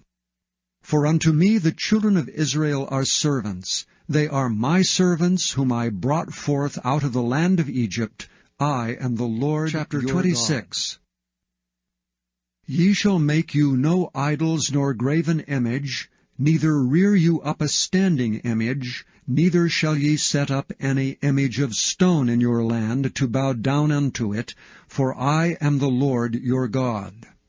Ye shall keep my Sabbaths, and reverence my sanctuary. I am the Lord.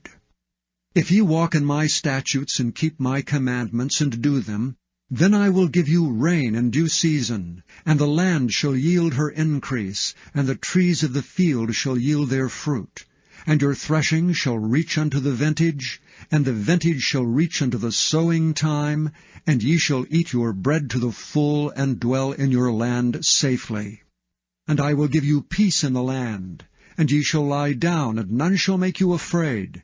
And I will rid evil beasts out of the land, neither shall the sword go through your land. And ye shall chase your enemies, and they shall fall before you by the sword. And 5 of you shall chase 100, and 100 of you shall put 10,000 to flight, and your enemies shall fall before you by the sword. For I will have respect unto you, and make you fruitful, and multiply you, and establish my covenant with you. And ye shall eat old store, and bring forth the old because of the new. And I will set my tabernacle among you, and my soul shall not abhor you. And I will walk among you, and will be your God, and ye shall be my people. I am the Lord your God, which brought you forth out of the land of Egypt, that ye should not be their bondmen. And I have broken the bands of your yoke, and made you go upright. But if ye will not hearken unto me, and will not do all these commandments, And if ye shall despise my statutes, or if your soul abhor my judgments, so that ye will not do all my commandments, but that ye break my covenant, I also will do this unto you. I will even appoint over you terror, consumption, and the burning ague, that shall consume the eyes and cause sorrow of heart. And ye shall sow your seed in vain, for your enemies shall eat it. And I will set my face against you, and ye shall be slain before your enemies. They that hate you shall reign over you, and ye shall flee when none pursueth you. And if ye will not yet for all this hearken unto me, then I will punish you 7 times more for your sins. And I will break the pride of your power, and I will make your heaven as iron, and your earth as brass, and your strength shall be spent in vain. For your land shall not yield her increase, neither shall the trees of the land yield their fruits. And if ye walk contrary unto me, and will not hearken unto me, I will bring 7 times more plagues upon you according to your sins. I will also send wild beasts among you, which shall rob you of your children, and destroy your cattle, and to make you few in number. And your highways shall be desolate. And if ye will not be reformed by me by these things, but will walk contrary unto me, then will I also walk contrary unto you, and will punish you yet 7 times for your sins. And I will bring a sword upon you, that shall avenge the quarrel of my covenant. And when ye are gathered together within your cities, I will send the pestilence among you, and ye shall be delivered into the hand of the enemy. And when I have broken the staff of your bread, 10 women shall bake your bread in one oven, and they shall deliver you your bread again by weight, and ye shall eat and not be satisfied. And if ye will not for all this hearken unto me, but walk contrary unto me, then I will walk contrary unto you also in fury.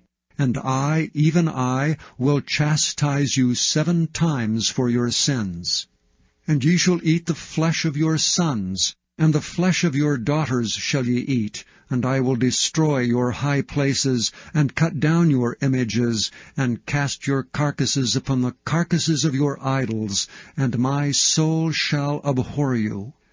And I will make your cities waste, and bring your sanctuaries unto desolation, and I will not smell the savour of your sweet odours.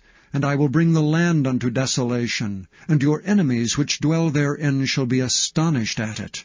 And I will scatter you among the heathen, and will draw out a sword after you, and your land shall be desolate, and your cities waste. Then shall the land enjoy her Sabbaths, as long as it lieth desolate, and ye be in your enemy's land, even then shall the land rest, and enjoy her Sabbaths. As long as it lieth desolate, it shall rest, because it did not rest in your Sabbaths, when ye dwelt upon it. And upon them that are left alive of you, I will send a faintness into their hearts in the lands of their enemies, and the sound of a shaken leaf shall chase them, and they shall flee as fleeing from a sword, and they shall fall when none pursueth. They shall fall one upon another, as it were before a sword, when none pursueth, and ye shall have no power to stand before your enemies. And ye shall perish among the heathen, and the land of your enemies shall eat you up. And they that are left of you shall pine away in their iniquity in your enemies' lands, and also in the iniquities of their fathers shall they pine away with them. If they shall confess their iniquity, and the iniquity of their fathers, with their trespass which they trespassed against me, and that also they have walked contrary unto me, and that I also have walked contrary unto them, and have brought them into the land of their enemies, if then their uncircumcised hearts be humbled, and they then accept of the punishment of their iniquity, then will I remember my covenant with Jacob, and also my covenant with Isaac, and also my covenant with Abraham will I remember, and I will remember the land. The land also shall be left of them, and shall enjoy her Sabbaths while she lieth desolate without them. And they shall accept of their punishment of their iniquity, because they despised my judgments, and because their soul abhorred my statutes. And yet for all that, when they be in the land of their enemies, I will not cast them away, neither will I abhor them, to destroy them utterly, and to break my covenant with them. For I am the Lord their God. But I will for their sakes remember the covenant of their ancestors, whom I brought forth out of the land of Egypt in the sight of the heathen, that I might be their God. I am the Lord. These are the statutes and judgments and laws, which the Lord made between him and the children of Israel in Mount Sinai by the hand 27. Of Moses. And the Lord spake unto Moses, saying, Speak unto the children of Israel, and say unto them, When a man shall make a singular vow, the person shall be for the Lord by thy estimation.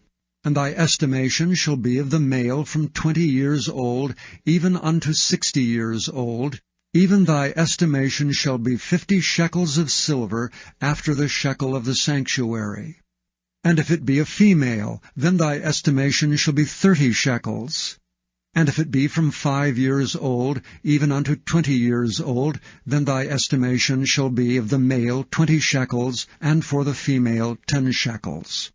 And if it be from a month old, even unto 5 years old, then thy estimation shall be of the male 5 shekels of silver, and for the female thy estimation shall be 3 shekels of silver. And if it be from 60 years old and above, if it be a male, then thy estimation shall be 15 shekels, and for the female 10 shekels. And if he be poorer than thy estimation, then he shall present himself before the priest, and the priest shall value him. According to his ability that vowed shall the priest value him.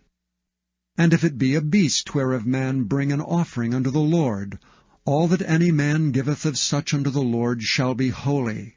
He shall not alter it, nor change it, a good for a bad, or a bad for a good.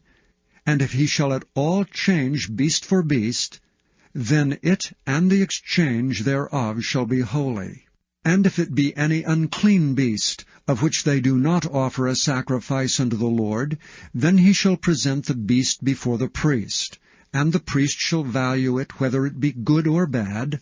As thou valuest it who art the priest, so shall it be.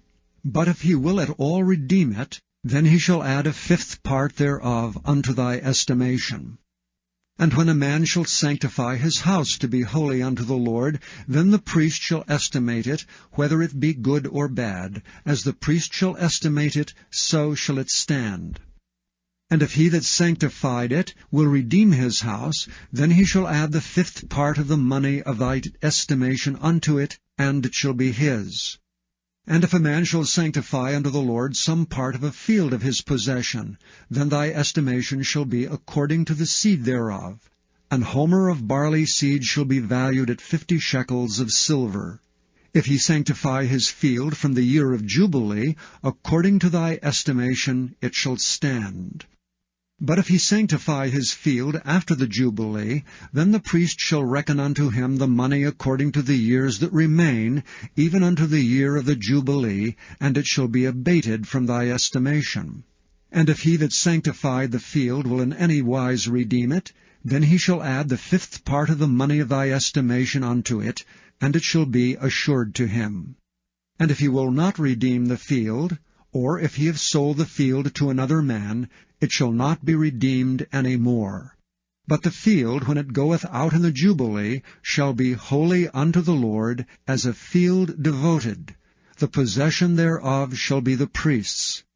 And if a man sanctify unto the Lord a field which he hath bought, which is not of the fields of his possession, then the priest shall reckon unto him the worth of thy estimation, even unto the year of the Jubilee.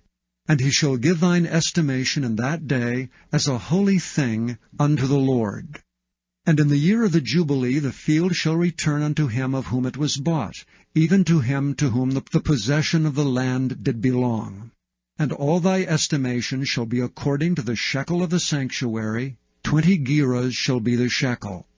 Only the firstling of the beasts which should be the Lord's firstling, no man shall sanctify it, whether it be ox or sheep, it is the Lord's. And if it be of an unclean beast, then he shall redeem it according to thine estimation, and add a fifth part of it thereto, or if it be not redeemed, then it shall be sold according to thy estimation. Notwithstanding, no devoted thing that a man shall devote unto the Lord of all that he hath, both of man and beast, and of the field of his possession, shall be sold or redeemed. Every devoted thing is most holy unto the Lord. None devoted which shall be devoted of men shall be redeemed, but shall surely be put to death. And all the tithe of the land, whether of the seed of the land, or of the fruit of the tree, is the Lord's. It is holy unto the Lord. And if a man will at all redeem aught of his tithes, he shall add thereto the fifth part thereof. And concerning the tithe of the herd, or of the flock, even of whatsoever passeth under the rod, the tenth shall be holy unto the Lord. He shall not search whether it be good or bad, neither shall he change it. And if he change it at all, then both it and the change thereof shall be holy, it shall not be redeemed. These are the commandments which the Lord commanded Moses for the children of Israel in Mount Sinai.